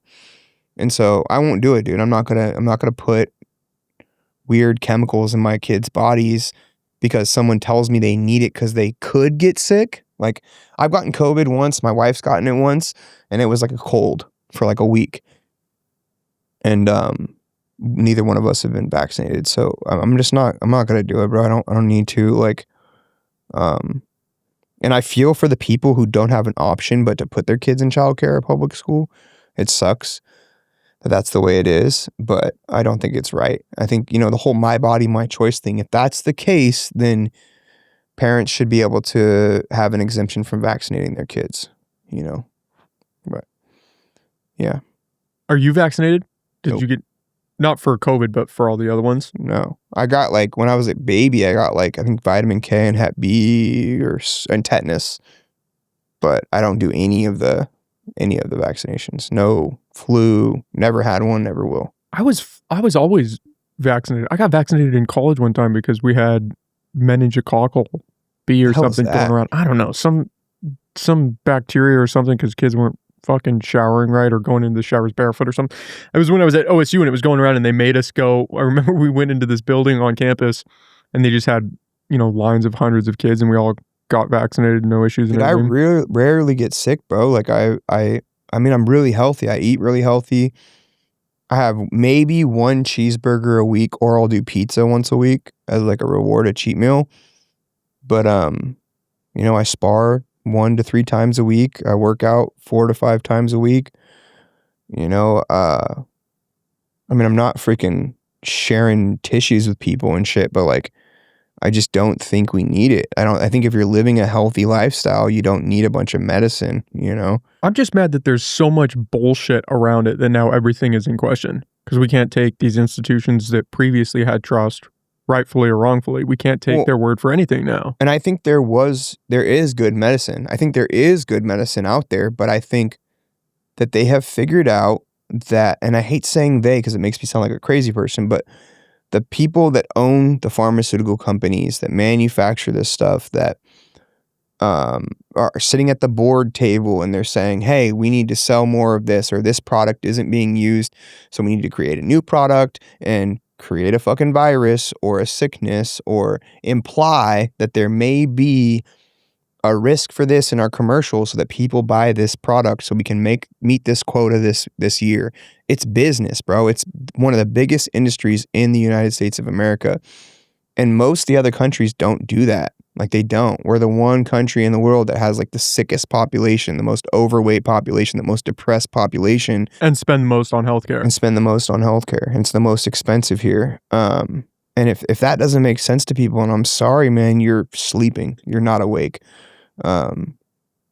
But I just think there's and Dr. Sebi, I'm a big advocate for like what he preached. I don't know if you heard of Dr. Sebi. Dr. Sebi was a person of color, a black man, he's more, and that's why I think Nipsey Hussle was killed by the man he was killed by, is because he was releasing Dr. Sebi, like a book based on Dr. Sebi's teachings, where he could heal all these ailments with herbs and food and exercise and sunlight and all this stuff, and like certain regiments of it and doses and whatnot. But he actually, and there's CIA documents on Dr. Sebi where he went before the Supreme Court because they were suing him because he was claiming he could cure cancer. And I think it was 40 people, I want to say, in the document. It says, I think it was 40 people. They gave him he said, give me 40 people with cancer and I'll cure their cancer within like a certain amount of time. And so I think it was 30 out of the 40 people, he cured them of their cancer with herbs. And so they couldn't move forward with the lawsuit because he proved that it worked. But then shortly after, he mysteriously died.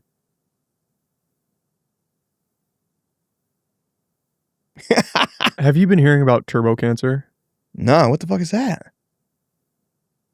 Supposedly a lot of people that got vaccinated, and not even prefacing that, coming out of COVID, there's been this resurgence of cancers that people haven't seen that are incredibly aggressive. Not necessarily that the cancers are unique or haven't been seen before, but they're experiencing them at a rapid rate and in demographics, age-wise, that they usually wouldn't see them in. The kids getting cancer that should only be older adults in their 60s that are getting this. I know a lot of people that have had really aggressive cancer coming out of COVID. Yeah. And dead. I had a cousin who was fit, healthy, had a family, young guy, maybe in his 30s, 40s, probably 40s, but a healthy guy, and got hit with cancer and was dead maybe within a year. And it just wrecked him. And I know a couple of stories like that. I haven't heard of that term, but I have 3 friends who are all 3 vaccinated, who all 3 got cancer, and they're all young. You should look into the turbo cancer thing. Yeah, I'm going to. Rabbit hole. So one of them was a manager that we hired. She was our cleaner she was a client of mine first for a few years. Then I hired her as our cleaner. Then I hired her as our manager. And during COVID, she got the shot because her mom moved to Mexico, and her mom was like 70, 80 years old. She was already sick and old, but she moved to Mexico and didn't get vaccinated. She died from COVID. And so she got the vaccination because her mom died from it. And since she got the vaccination, she got super sick. And she's like in her 50s. But she works out every day, eats healthy. She walks every single lunch break.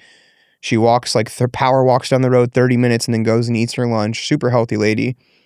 Sweet little old Hispanic lady. And she started getting clotting in her legs after the vaccine. And now she has cancer. And then my other buddy, who's got to be 36, he's like a few years younger than me, worked for the fire department, owns a cleaning company. He went to the hospital. He had this big growth on his side, and it's cancer, and it's terminal. He's dying now. And then my other buddy, who's 23, my buddy Micah, he's like 22 or 23, had testicular cancer after he got vaccinated, and he had to have one of his testicles removed. So it's like, that's 3 people that I know, like here locally, that all got it after being vaccinated. So that does make sense, man. But see, here's the question. I didn't even think about that until you said that. People get cancer, people die. Yeah. So is this just an aspect of life and we're just paying more attention to it right now because we've come out of COVID, or is there something there? Yeah, I mean, I think it definitely does do something to your immune system because the virus attacks your immune system.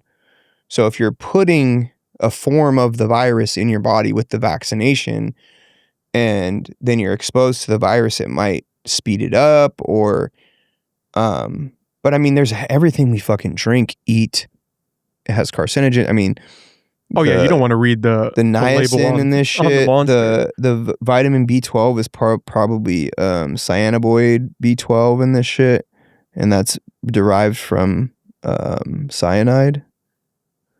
Where is it? B12. But even if you're eating whole foods, what are they spraying your vegetables with? Glyphosate. What are they vaccinating the animals with that you're eating? What's in the water that you're drinking? We're fucked. So see, that's the problem. There's so many confounding influences that could also be at play. Unless you move to like Japan or the Schengen province or like Italy. Well, that's what places where everybody they says about Europe, is you go over Yeah. there and you can eat the food and you feel better than you do in the States. They have centenarians there. They have centenarians in China and Japan, like the people that live to be over 120 years old, and they've like interviewed thousands or hundreds of them, and they all say the same thing. They eat like the same thing every day. They harvest their own wheat, and they have their own goats or cows, and they eat the way that we're supposed to eat. I'm disappointed with RFK's progress and Make America Healthy Again, because I thought it was going to be faster, but I understand everything has to go through a legal process, but I thought the glyphosate and the atrazine was going to stop right away. But then again, we're only 7 months in. Yeah, we are 7 months in. Mediate everything with. But I see like the articles where he's like, oh, we got, Heinz ketchup, by 2027, they're going to get rid of this. It's like, do it tomorrow. Like, why are you waiting till 2020, whatever, to get rid of these chemicals that are killing kids and giving them autism? You know what I mean? But I understand there's a legal process, but it's like. And the production process. You have to switch over everything. Yeah. But it's like people can do without ketchup for however long, or make your own fucking ketchup. But like, and there are alternative brands. Like, we don't eat the ketchup that has high fructose corn syrup in it. There's like I forget what brand my wife gets, but there's certain brands you could buy. But the glyphosate's crazy, bro. And the atrazine. Did you watch the documentary on the frogs?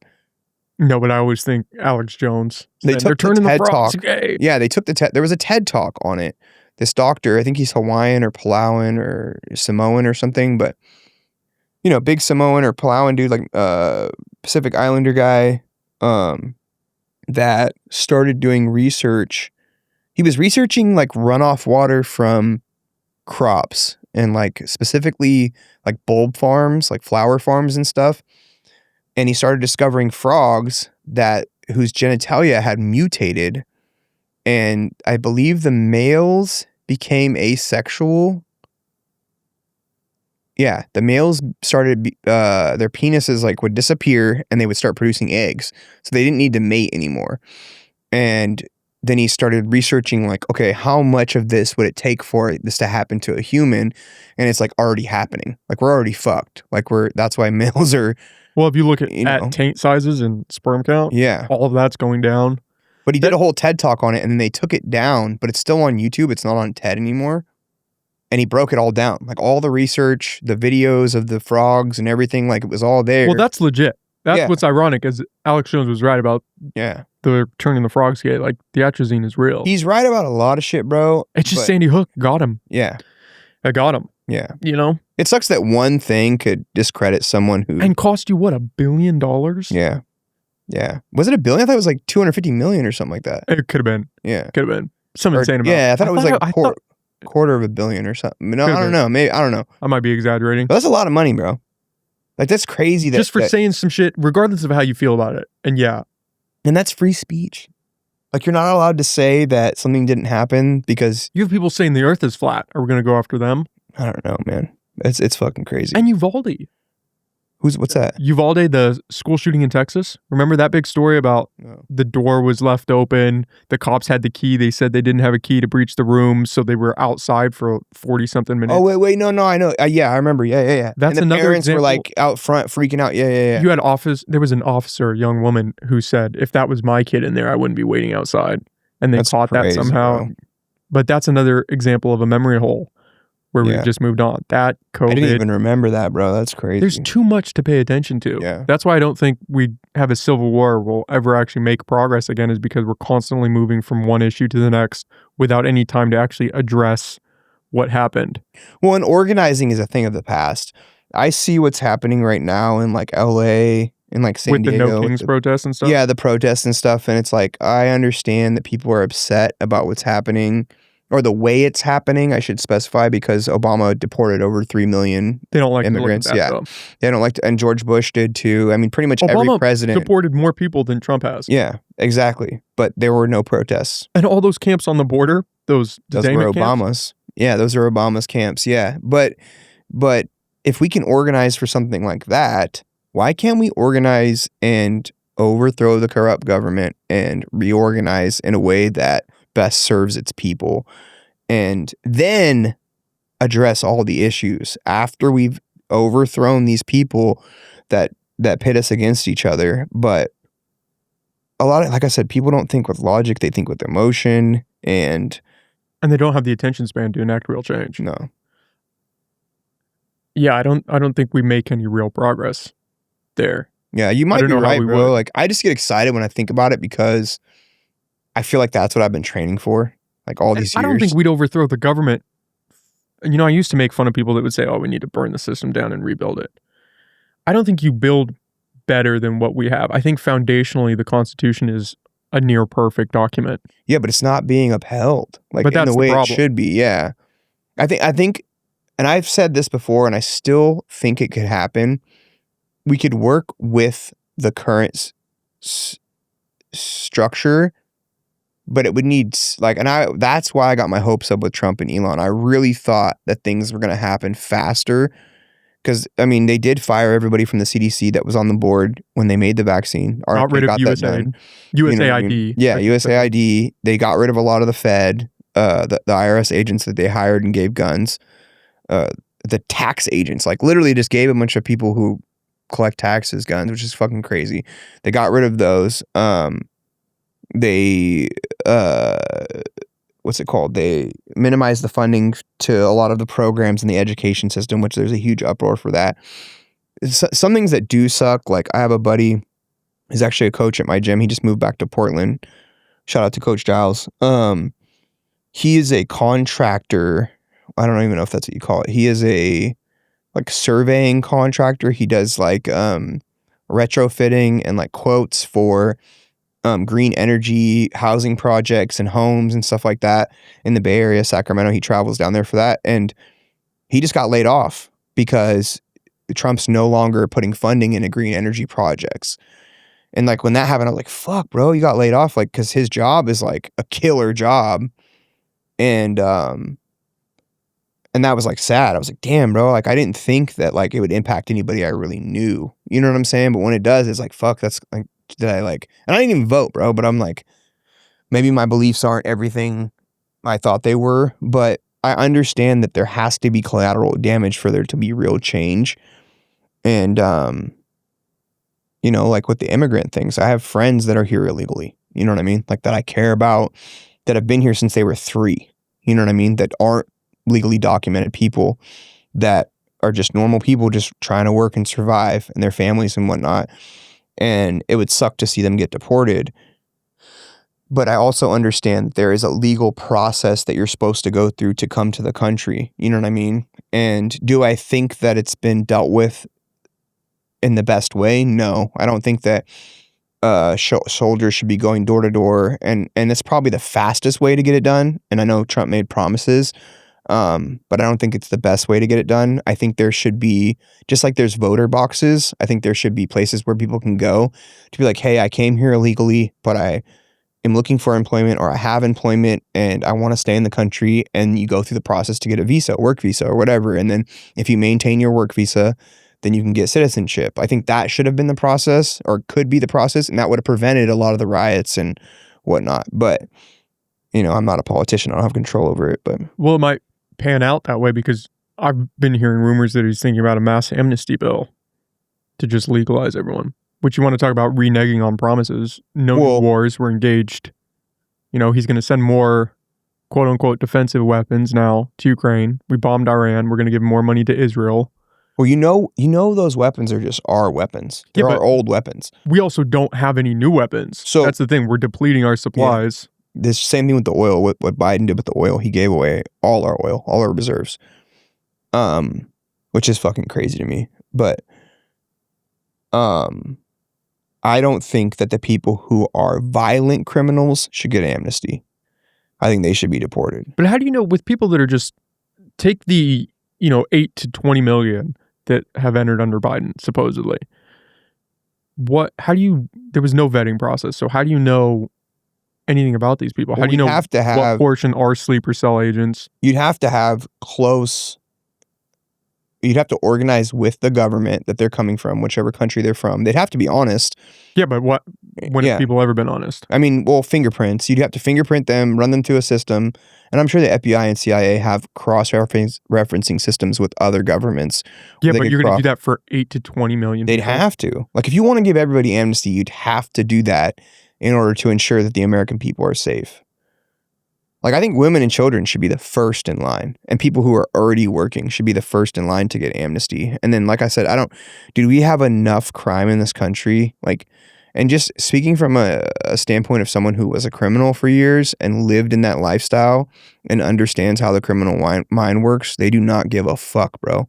Like, they don't care about this or the people next door or the school across the street. They'll rob that fucking school, bro. They don't care. They do not care. And you got to think about violent criminals from third world countries, bro. Like, those people really don't care.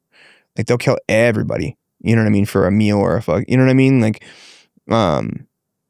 bro, I did my first jail time in Mexico when I was 17, bro. And, that's a crazy place to go. Yeah, bro. Like, there's a certain look in people's eyes where you can just tell there's no, they don't have morale. They don't have any, you know what I mean? And that's not unique to any nation. That's no, it's in just general. Fucking killers, like straight fucking murderers, bro. And it's like, I think there should be a process, if they're going to give everybody or people amnesty in general. I think we need an assimilation period. I know that we had one back in the day when they shut down immigration. You got to make sure that, you know, we are a country of ideals.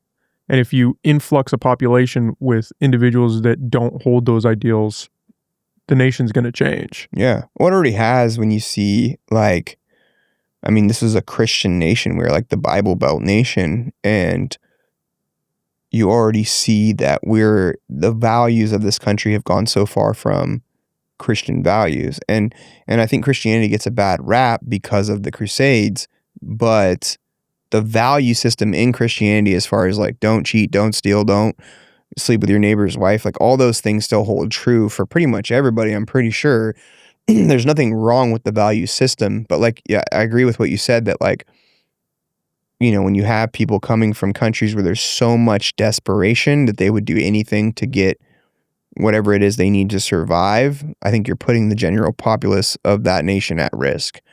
You know what I mean? But then there's other people like I said, the people that I know that are here illegally, there's not a bad bone in their body, man. You know what I mean? And it sucks because I got mad love for these people and like I worry about them. Like I try to keep in contact with them and like make sure they're good because they might not be here tomorrow. You know what I mean? But also there is a process, and you could argue that we need to redo the process and make it easier for people to come here legally. And then I have Mexican friends that came here legally that are pissed. I know a lot. They're fucking pissed that people come here illegally. And I know people that have been, which is crazy because that's their people that they're mad at. Their own countrymen. That's the crazy part is everyone goes to Mexico, but a lot of them weren't Mexican coming in under Biden. Salvadorian, Venezuelan, Chinese, yeah. Iranian. Yep. Like everyone looks at Mexico and says, oh, they're just coming here for work. And then you realize, oh, a lot of them are coming from Africa. A lot of them are coming from the Middle East. Military age men, bro. And they don't have family. Bro, the apartment complex that got overran in Colorado, like people forget about that. Yeah, people forget about that. Like they took over a whole apartment complex. They didn't just forget about it. They lied about it. Yeah. You had, you know, state officials and officials in Colorado that were saying, this isn't happening. Yeah. And then you have videos coming out for people that lived in the complex that got pushed out and they're like, this is an issue. Well, and you know, the audit, because I watch a lot of the Senate hearings. You watch the Senate hearings? No. They're too long. Bro, they're like clips. 2 to 4 hours. Like I'll put them on. And it's all theatrics. They're just getting up there to try to get clickbait. Yeah. To show their constituents, oh, I'm up here fighting for you with my speech. They say a lot of shit, bro. Like, because when they get down to the brass tacks of where the money went, because they have to say, we spent this much money on this project or this bill or this, you know, infrastructure. The amount of money that they gave illegal immigrants in each sanctuary city is in the billions, millions and billions. Like gave monies, like food stamp cards, cash aid, hotel rooms, like all those things is all taxpayer dollars given to people that came here illegally. A lot of people in New York were pissed about that. Yeah. And they were putting them up in these historic hotels and giving them weekly stipends.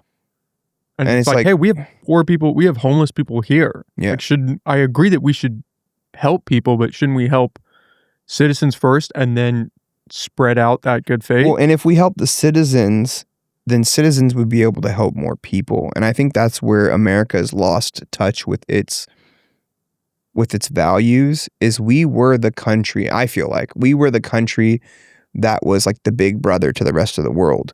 And not to make a pun on words, but like we were able to help our neighbor and like borrow a cup of sugar or whatever and stuff like that. And I think if people were in a better way financially, then we would be more apt to help people in other countries. We would be more open to that. But because everybody's operating in such a scarcity mindset and is just trying to survive since COVID, they're not able to even have empathy for people that are in dire straits in a third world country. You know what I mean? Because I have friends that are like, fucking get the fuck out of my country and blah, blah, blah. And it's like, bro, some of these people are just like the lady that cleans the fucking bathrooms or, you know what I mean? Whatever. Like just. But also I've been grappling with this idea lately is you have people saying, oh, they're doing jobs that Americans don't want to do. You know, these low wage jobs, everyone recognizes that they're being paid less than they should. That's why these jobs are being outsourced. But that's what slavery was. That was the whole argument for slavery is nobody wants to be in the field picking cotton on a hot day. So we have to have these slaves because we can't pay. Well, and they don't have to pay taxes too, which is like we all have to pay huge. More than. I pay so much taxes that I make probably $20 an hour, but I get charged $65 an hour. And more than that. That's crazy, dog. I was listening. There's a Tucker Carlson interview that dropped today that I was listening to prior to you getting here. And it's about all these individuals from China that are coming over and buying land for these illegal marijuana grows. Yeah. And how they're getting taxpayer funding to buy the property because they're an immigrant, illegal immigrant or legal. They're getting taxpayer funding to buy these properties and then turning them into illegal grows, spraying pesticides that aren't even legal in this country onto that marijuana and then selling it. Yep. And the cartel was already doing that. That's what it is, the Chinese cartel. Yeah. I was talking about the Mexican cartel. Because I have homies that they're still some of them are still in the business here and in Oregon in the cannabis industry that had to like up their security and up their I don't want to give away too much information, but their arsenal so that they could protect their land and their property. And because of the cartels coming up and doing big guerrilla grows and them making it hot for the local growers, like Camp coming in and busting a cartel grow because they weren't doing shit under the radar. And then they see, oh, homeboy over here is doing his thing too. Let's pop him because he doesn't have his licenses or whatever. Because, bro, at the end of the day, I really feel like Humboldt County got fucked over by the whole 215 and legalization of marijuana, like the economy, because I've watched it change over the last 6.5 years because I've been in business. The gym has been in business for 6.5 years. I've been a trainer for 7.5, but bro, growers used to come in and book me for 20 sessions, give me $1,000 and then show up for 5 of the sessions. So I just leave with fucking however much money. And those are the glory days of being an independent contractor because I get paid cash. And you know, that was the economy more broadly here. Dude, the whole economy was booming, bro. Like Humboldt County we were killing it. And everybody was driving a nice truck or whatever and like buying a house.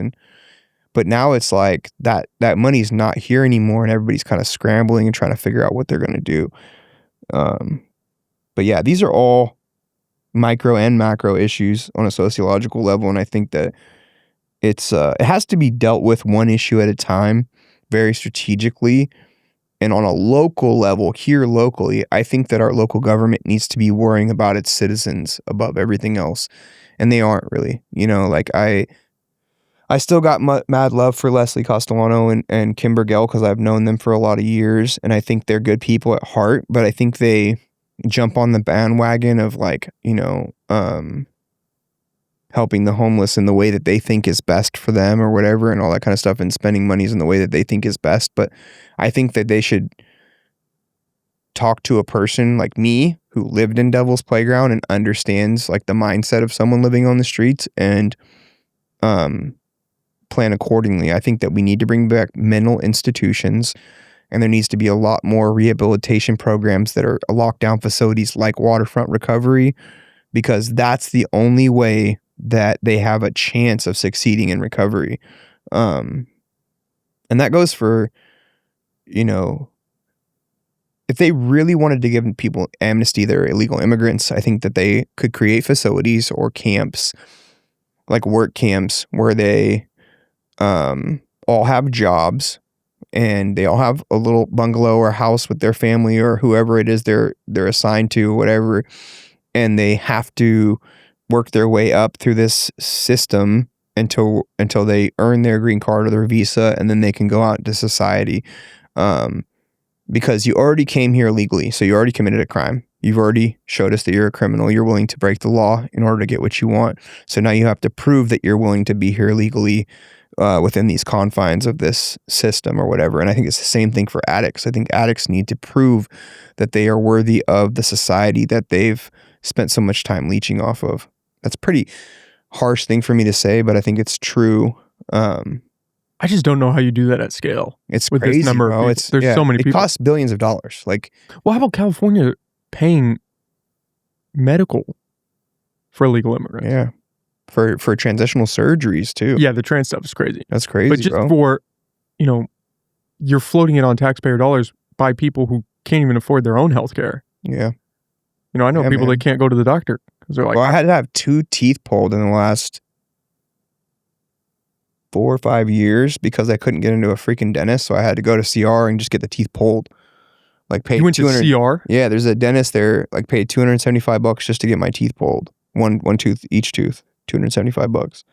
And I had to have like a assessment, which was like $175 or $190 both times. Then had to pay the $275 just to get them pulled because the root canal and the veneer or whatever would have been over like $3,200 if I would have gone that route, because I couldn't get into a regular dentist just to get an appointment through my insurance, which is crazy. Yeah.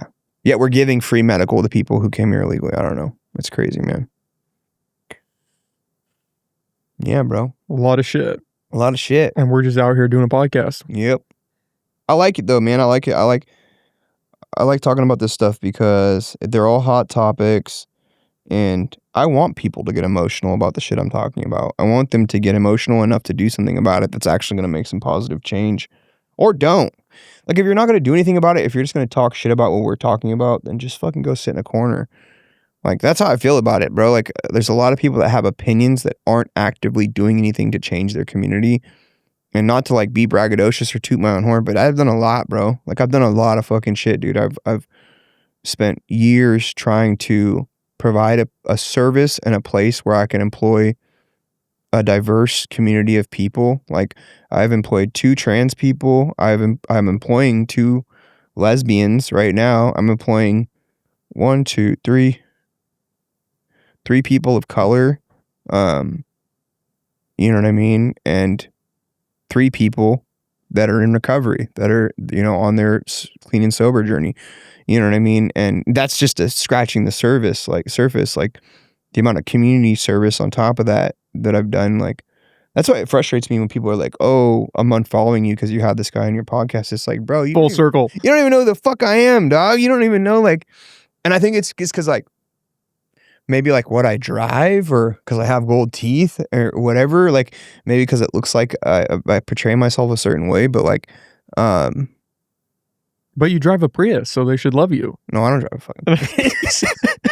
I will never convert to electric. Or what are you driving right now? My Z, a twin turbo Nissan 350Z. Okay. Yeah. All right. It's fun. It was my best friend's car. I bought it from him like 3 or 4 years ago, and then sold it back to him and sold my Chevy Silverado so I could buy this gym. And then he passed away in a car accident, a Tesla accident, like a few months later. And then his wife hit me up and was like, hey, you want to buy the Z back? And I was like, dude, I have like $1,000 to my name. Like, I can't afford it. And she's like, go talk to his mom. So I drove out to Fortuna to his old little mansion, and his mom was there just crying, and she gave me a big hug and handed me the keys, and she was like, he would have wanted you to have it. So she just gave me the car. Nice. So I got it back. Yeah. I almost bought a 280 back in the day. I wish I would have. That would have been a fun. I bought a 75 Camaro instead. Yeah. But that Z would have been fucking. Yeah, my first car that I owned was a 89 Camaro RS. They're fun cars. Yeah. Yeah, I don't think I'll ever I listed the Z on Marketplace for a while because I needed the money back then, but I took it down off Marketplace because I don't think I'll ever sell it. No, I actually want to keep it for as long as my finances will allow me to, and then once his son is old enough, I'll probably give it to his son because he's got a 3-year-old son now. 3 years old. Yeah. Yep, that was my boy. He was a solid dude. And he was a Democrat. He was super left. We used to have these discussions too. But he was right leaning in a lot of his beliefs too. He was a capitalist for sure. But we'd have like full on debates, like arguments and discussions about politics, and he traveled a lot. He was way more learned than I was. He had like a college degree in like string theory or some shit. I can't even fucking remember, but he was super smart. He Has like a physics background. Yeah, he was like autistic. He really was. He would tell you he was like high functioning autistic. But Conrad Reardon, he was fucking my best buddy, dude. But he actually opened my eyes to a lot more of the macro politics, like how things affect people on a macro level, and he got me more into like being more anti-government, I think, as well. But yeah, I think he started leaning more right as well before he passed away too, because he started seeing what was happening because he died, 2.5 years ago? I think we talked about him last time you were on. Yeah, 2.5 years ago, yeah. yeah. So I think everything with Biden was happening, and he started being like, oh, fuck, like this shit is real. But yeah, dude, I fucking miss him. That was like, I've only cried twice in the last 3 years, and when he died, that was one of the times. And then I broke my arm. Did I show you? Did you see what happened? No, I saw the video though on your Instagram. Dude, this shit was crazy. What happened? You guys were grappling or what? Yeah, we were wrestling, and I posted and tried to flip him over, and like all his weight came down on my arm, and it snapped both bones in half. So I got this scar here and this scar here. I have metal plate in this side, a metal plate in this side, and like 8 or 9 screws in this side, 8 or 9 screws in this side. But it's pretty much back to normal. How bad was the break? It was bad. It was like they had to put metal plates in. Yeah, there was a piece of bone on this side that was like chipped off, so they had to screw that piece of bone back in. 2 surgeries over like a 3-week period. So the first surgery was the night after, the morning after it happened, and then the second surgery they had to wait like 2 or 3 weeks because there was too much inflammation. The doctor's like, I've never seen this before, but you have too much muscle to operate. He's like, there's too much muscle and too much inflammation, so we have to wait 2 or 3 weeks. But then the second surgery, bro, like when I woke up, when the anesthesia wore off, it was so excruciatingly painful. Like I cried for like 20, 25 minutes. Like my girl was there and I was just like holding her, like bawling my eyes out because they had lowered my pain medication too for some reason. And it was rough, dude. It was You gotta get that morphine drip. Yeah, I've been clean and sober for 2 years almost. Oh, is that why they didn't give you the they heavy-duty did stuff? So when I first got in the ambulance, because I was in shock when it happened. Like I did a video, I'm like, hey, boxing class will be canceled. Yeah, the video was crazy. Yeah, I was just chilling there. Yeah, everybody's freaking out. And I'm like telling them, hey, babe, lock the office up, shut down the computer, grab my bag, call the ambulance, give me some ice. Everybody's like, how are you so calm? And I'm calm when shit happens because my Uncle Timmy was my North Korean martial arts instructor. And he always said, like, when something happens, like a shooting or a car accident, if you freak out too, it's just going to make it worse. Like, don't freak out. Be the person that's there, like, calm and making sure everybody's okay. And adrenaline. Yeah, adrenaline too. Yeah. So it hurt. Like, it was like throbbing and it was like pressure. It just felt like it needed to be popped back in place. So before I picked up my phone, I rolled over and just started punching it. And everybody's like, stop. And I was like, no, I just need to pop it back in place. And they're like grabbing my arms and like holding me back. And I'm like, dude, chill. And they're like, no, it's broken, bro. And then I looked and seen it was like bleeding out of the back. And that's when I was like, oh yeah, I'm fucked. And so I was like, call the ambulance, whatever.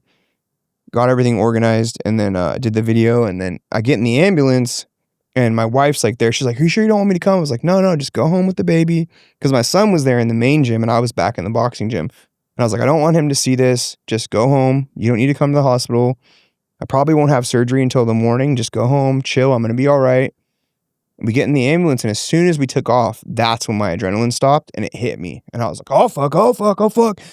And I was like, shit. And they're like, just calm down. We're going to give you something. And I was like, okay. And they put the IV in me, and then as he's pushing it in me, he's like, we're giving you some fentanyl. And I was like, fuck.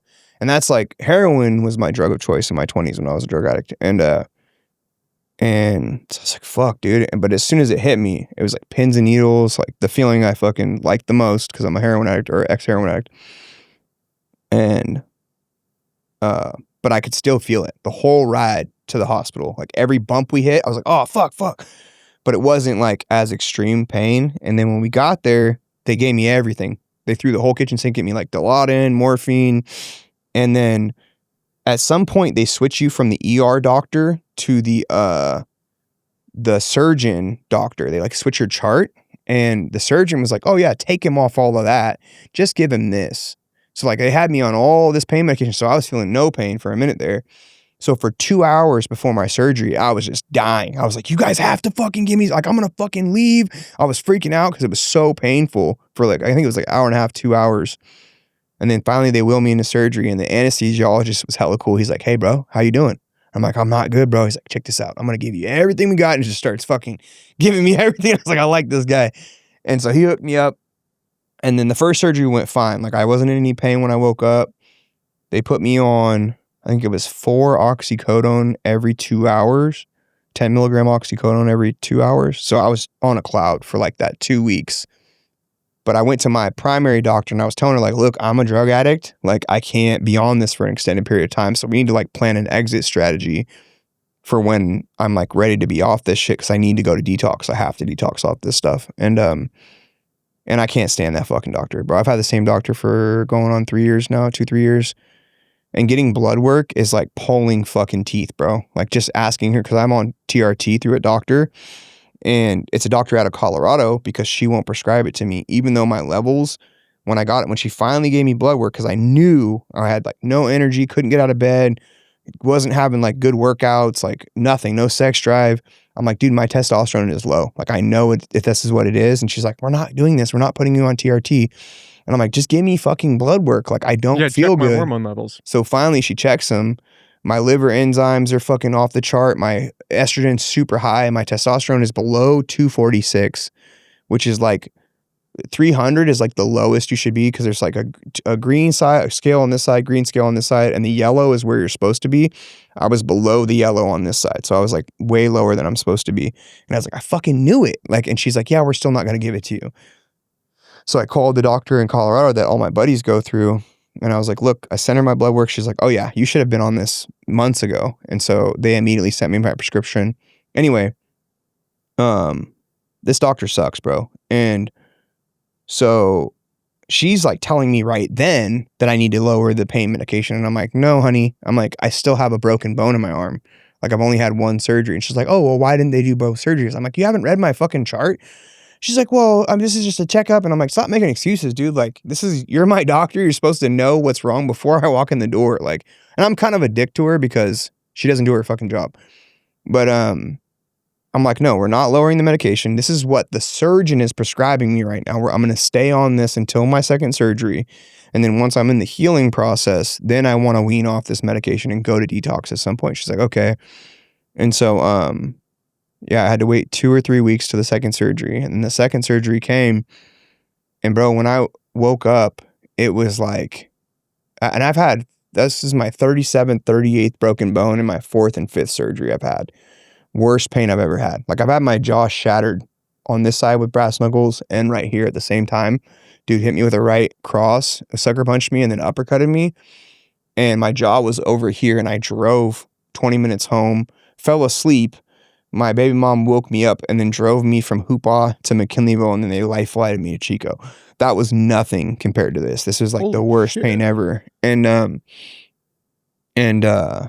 so when I woke up, I was crying for like 20 minutes and I was like screaming. And the nurse, that fucking idiot, bro. Like some of the nurses, bro, have no empathy. And I'm like telling them like, bro, this is not a show. Like, I don't know what like, look at the chart. They've had me on this amount of oxycodone for the last 3 weeks, and now you're giving me 1 10 milligram pill every 2 hours. When I went from 4 to 1, I'm going from 4 to 1, and I just had an extreme surgery, like a bigger surgery than the first one. And I was like, this is not okay. Like, you guys need to fix this right now. And I was like, why am I not getting the IV medication? Because the first surgery, they give me morphine every 4 hours, because at the 2 hour mark or 3 hour mark, I'd start to feel the pain because the pills would start wearing off. And so finally he calls down there and gets a ER doctor to come up, and they give me morphine, and I finally fucking am able to like relax. And then they change the medication. And so instead of giving me 4 pills every 2 hours, they were giving me 2 pills every 2 hours, and then 1 injection of morphine every like 3 hours. So it's still half of what I was taking, or 2 pills less. So it was rough. The second surgery the stay in the hospital was rough. I was pissed the whole time, but I needed to get off the medication anyway. So I go home, and I think they prescribed me 2 oxycodone every 2 hours. And then I had 2, they call it breakaway pain pills, extras, in case it was too hard to handle. And so my wife I made her keep them in the safe, and just divvy them out to me as needed for, I think it was like a week or 2, like 10 days. And then we started whittling down, and then I tried to detox myself for like 2 days in a row, and I could not do it, bro. I was like, I need to go to detox. And so I called my buddy Raph, who works for the hospital and does the transitions through the hospital to detox, and he got me in right away. And I went there for like 6 days, I think, and then detoxed off the pain meds. But it was rough, bro. And then the recovery, it was probably like 2 months before I was able to spar again. And even now, like, it's a Geo hit me the other day in my arm. I screen recorded it. Like, I was sparring him. He's our 152-pound champ. I was sparring him, and like we did like 2 rounds. Everything was good. And then like he threw a right hook to my body, and I did the Philly shell and tried to block it, and he hit me right in the plate in my arm, and I fucking just crumbled to the ground. I was like, oh fuck, dude. And like, so now I have to like wrap my arm with a hand wrap and then put gauze around it and like tape so that it's protected when I do spar. But I was gonna say 2 months is a quick turnaround to come back. yeah, and dude, I've broken so many bones and had so many injuries that like I know pretty much what to do to like heal properly, but I am getting older. You know what I mean? I'm 39 now, so I don't heal as fast. So I probably did jump the gun a little bit on sparring. But did you look into like BPC 157? So I've done it pretty much every injury I've had except for this one. And the only reason why I haven't done it this time is because my house did get raided in May. Yeah, probably last year. Good yeah. call not to have that on hand. Yeah, that would doing make it sense. this time, yeah. You're probably on somebody's watch list. Yeah, for sure, bro, for sure. Like, and just getting my prescription from the doctor in Colorado is like sketchy enough. But unfortunate, because that probably would have helped. Yeah. You had that. Well, I'm on it now. I'm on the TRT now. No, the peptide. Yeah, the peptide, but they don't do the peptides at that clinic. And I've heard there are youth clinics that do it in Colorado, but you have to go there to get it. They won't mail it across state lines because it's not, I think it's not legal in California or something like that. But it's definitely something I want to go do. My buddy Dave, actually, I want to give a shout out. I should have done this when we first came on. You can cut it too if you want. No, we'll leave it in. No, I mean like cut this piece and put it in the beginning because I wanted to do this when I first came in. I want to give a shout out to all my fighters from Alpha. The team that we have and that we've had over the last few years has like literally made my dreams as a coach come true. Like, and it's been like such a incredible experience to have because I've never taken a fight. And I've gotten a lot of shit for that as a coach, like that doesn't have any fights.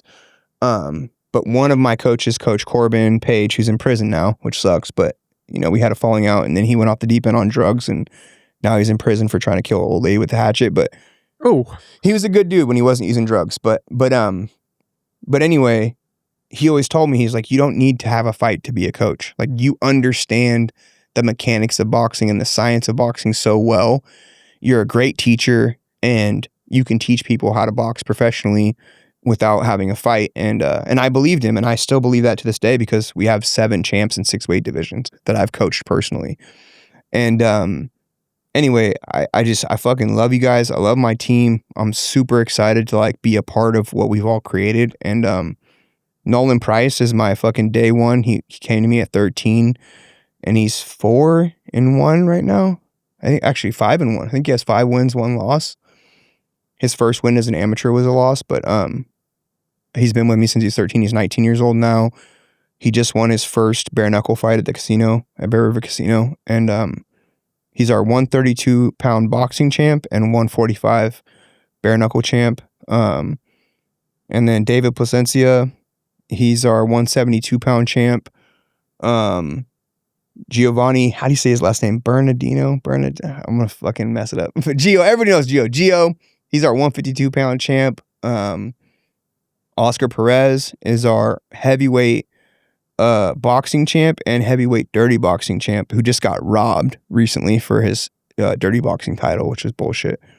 And then Benny is our 160-pound champ. Did I get everybody? Is that everybody? Yeah, that's all our champs right now, right? Yeah. Benny the Bull.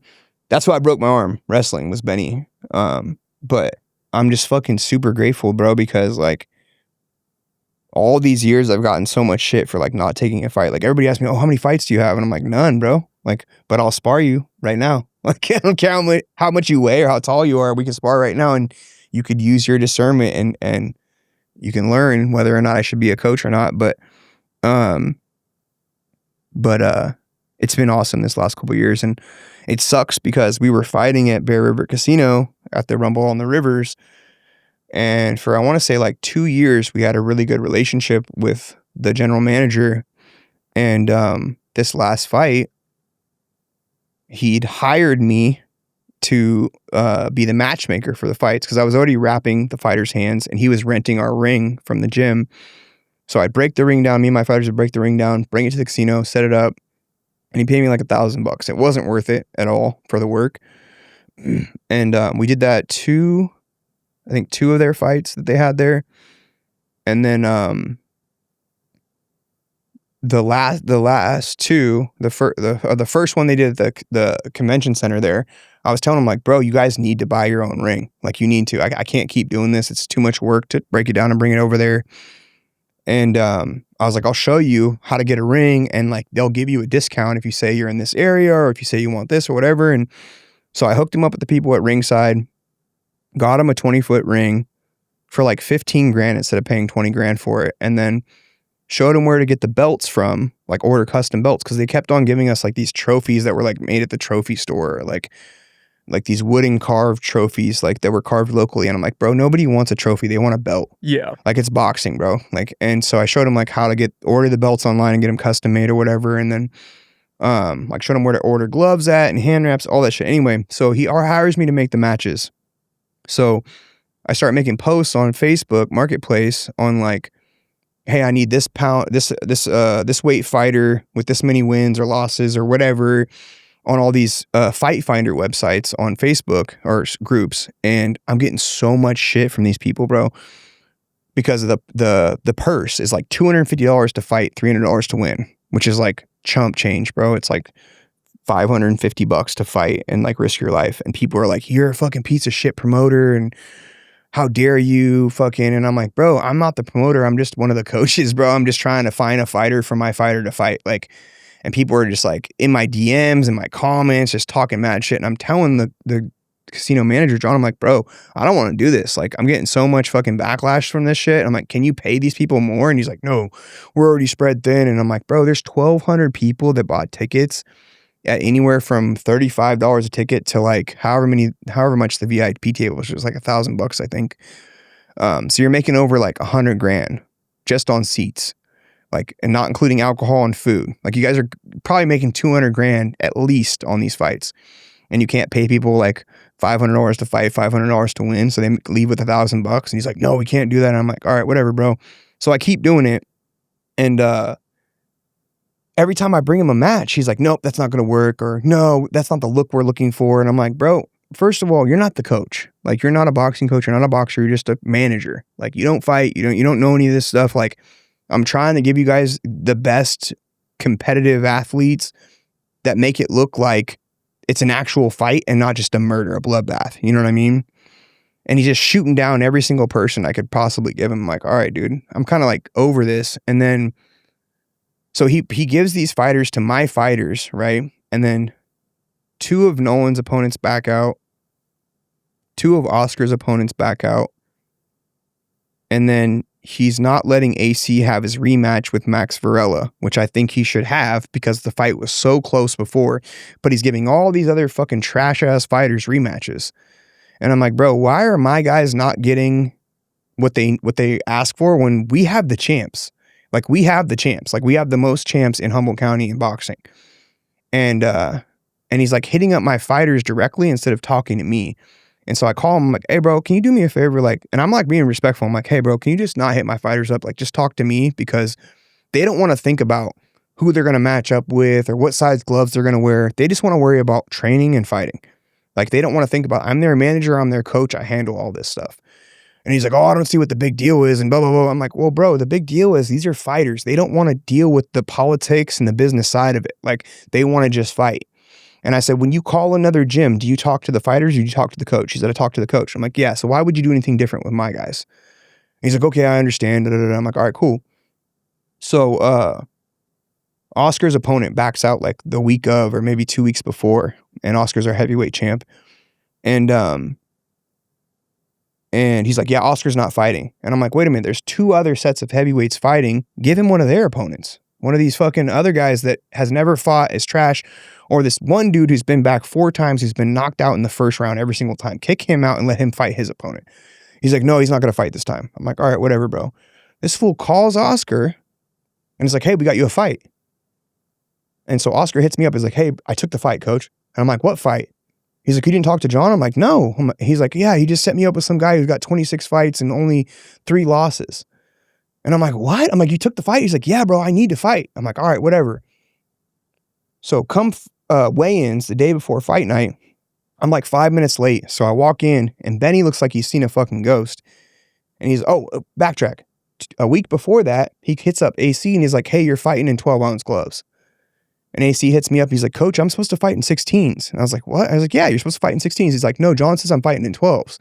And I'm like, this motherfucker. So I call John. I go the fuck off. And I'm like, bro, I specifically told you don't hit my fighters. Hit me up. I was like, bro, we'll pull out right now. I'll pull all my guys out. He's like, okay, we'll do 16s. We'll do 16s. And then the weigh-ins come. I walk in. Benny looks like he's seen a freaking ghost. I'm like, what's going on, bro? He's like, John says I'm fighting in 10-ounce gloves. It's my first fight. Like, what the fuck? And I'm like, what? I'm like, oh, fuck no. And I start yelling, bro. And I go off in front of everybody. And I walk right up to John and I'm like, hey, bro, check it out. I'm like, if you have a fucking personal problem with me, an issue with me, you say it to me. Like, you bring it to me. You don't bring it to these guys who it's their first fight or whatever. Like, I already explained all this shit to you. I'm not going to do it again. He's like, well, you've been talking shit about me to these other coaches. And I'm like, what other coaches? I'm like, point them out. Bring them in here right now. He's like, you've been talking shit and saying, I don't know how to run the show and blah, blah. I'm like, bro, after 2 years of doing solid business and bringing you all the fighters and the ring and the gloves and the belts and buying fucking 35 tickets for my whole team, you know what I'm saying? Out of my own pocket, why would I start going around and talking shit about you? And he's like, yeah, you got a point. And I was like, who is it? Oh, I don't want to start more drama. I'm like, no, bro, bring him in here. And I'm like, I know it's not Cass, because Cass and I have been friends since fucking kindergarten, bro. And he's a solid dude. I know he's not going to talk shit. He's like, no, it's not Cass. And I'm like, are we good? And he's like, yeah, we're good. I'm like, Benny's fighting in 16-ounce gloves. He's like, well, we don't have any more 16s. I'm like, what do you got? He's like, 14s. I was like, Benny, you good with 14s? He's like, yeah, I'm good. So that was it, right? I thought everything was good. So come fight night, everything's going well.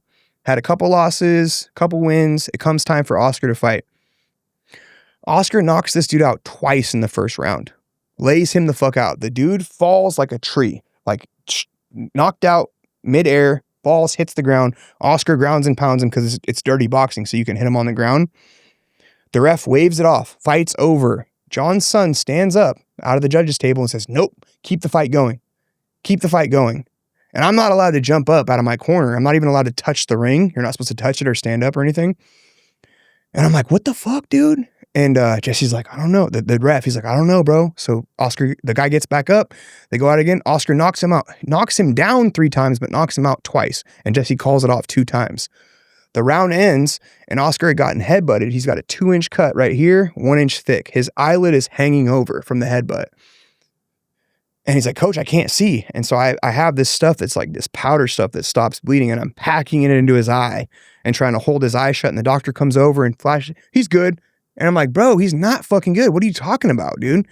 And I'm like, Jesse, what the fuck? And Oscar's like, the fight's supposed to be over. I'm like, dude, the fight was over. And Jesse's like, I don't sign the paychecks, bro. That's what the ref said. I don't sign the paychecks. Did they normally keep it going in dirty boxing? No. Like that? All the other dirty boxing matches, as soon as it went to the ground and the guy started grounding pounding, they stopped the fight. That was it. Knockout. But they wanted us to lose, bro. That's what it was. After all the bullshit, John felt some type of way because I stood up in front of him, in front of everybody, because he's around a bunch of fucking yes men. So Oscar jumps back in. As soon as he stands up, blood starts pouring into his eye. He can't see shit. dude clips him, knocks him out. And that was it. So we lost the dirty boxing belt. And afterwards, so because there's only one doctor on site, these matches are not sanctioned. So they're technically in a gray area because they're on a tribal land, so they can do whatever the fuck they want. They're not sanctioned. So there's no governing body. So you can't sue them. You can't take them to the board. You know what I'm saying? What do you do? Yeah, you can't do shit. So Oscar's sitting back there holding a fucking cold compress on his eye, trying to get the bleeding to stop. Nobody's stitching him up for 2 fucking hours, bro. My fighter's sitting there, probably with a concussion, couldn't see for a week. Could not see, and he's a barber, for a week. They finally stitched him up after 2 hours, bro. Like, shit was so unprofessional, so fucked up, dog. And I'll never fucking deal with them again, unless they pay us. Unless they cash us all out and fucking make good with Oscar. Even then, I don't know that it would be worth it. It's not safe, bro. Yeah. It's not safe. It's a fucking shit show, dog. And but I appreciate my fighters for sticking with me, and I love you, Oscar. You're my fucking boy, Mad Dog. But he's still the champ in my eyes, bro. He knocked that fool out, and yeah, bro, it was fucked up, but. Yeah, that's a shitty situation. Yeah, it sucked, bro. You know, we've dealt with some corruption. Well, boxing. Yeah, for Nolan's first fight, there was some shady shit that happened. They weight drained him and then gave him a different opponent the day of, like a couple minutes before his fight.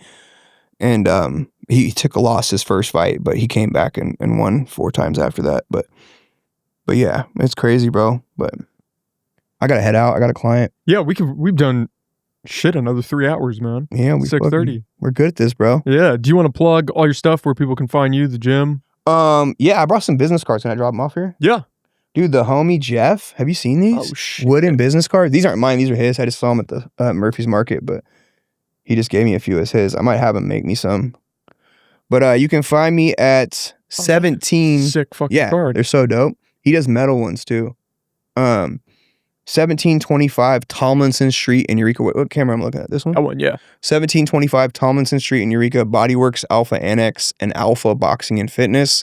You can follow me on Instagram at Coach Tyler J. Parr. The gym's is Bodyworks Alpha Annex, or my car page is 707 Dark Knight. Yeah, we're a 24-hour gym with a boxing gym in the back. I'm one of the last USA boxing coaches in Humboldt County. I think there's 2 more that exist still. But yeah, we've got 7 champs in 6 weight divisions. I think we're the best in the county when it comes to boxing. Shout out to IOC, all the guys out there that give us good work. Shout out to Nick Flores for having me on the podcast. You know what I mean? Bringing good vibes, talking about weird shit. It's all part of the fun, man. It's all part of the fun. Yeah, that went by fast. I feel like I talk most of the time.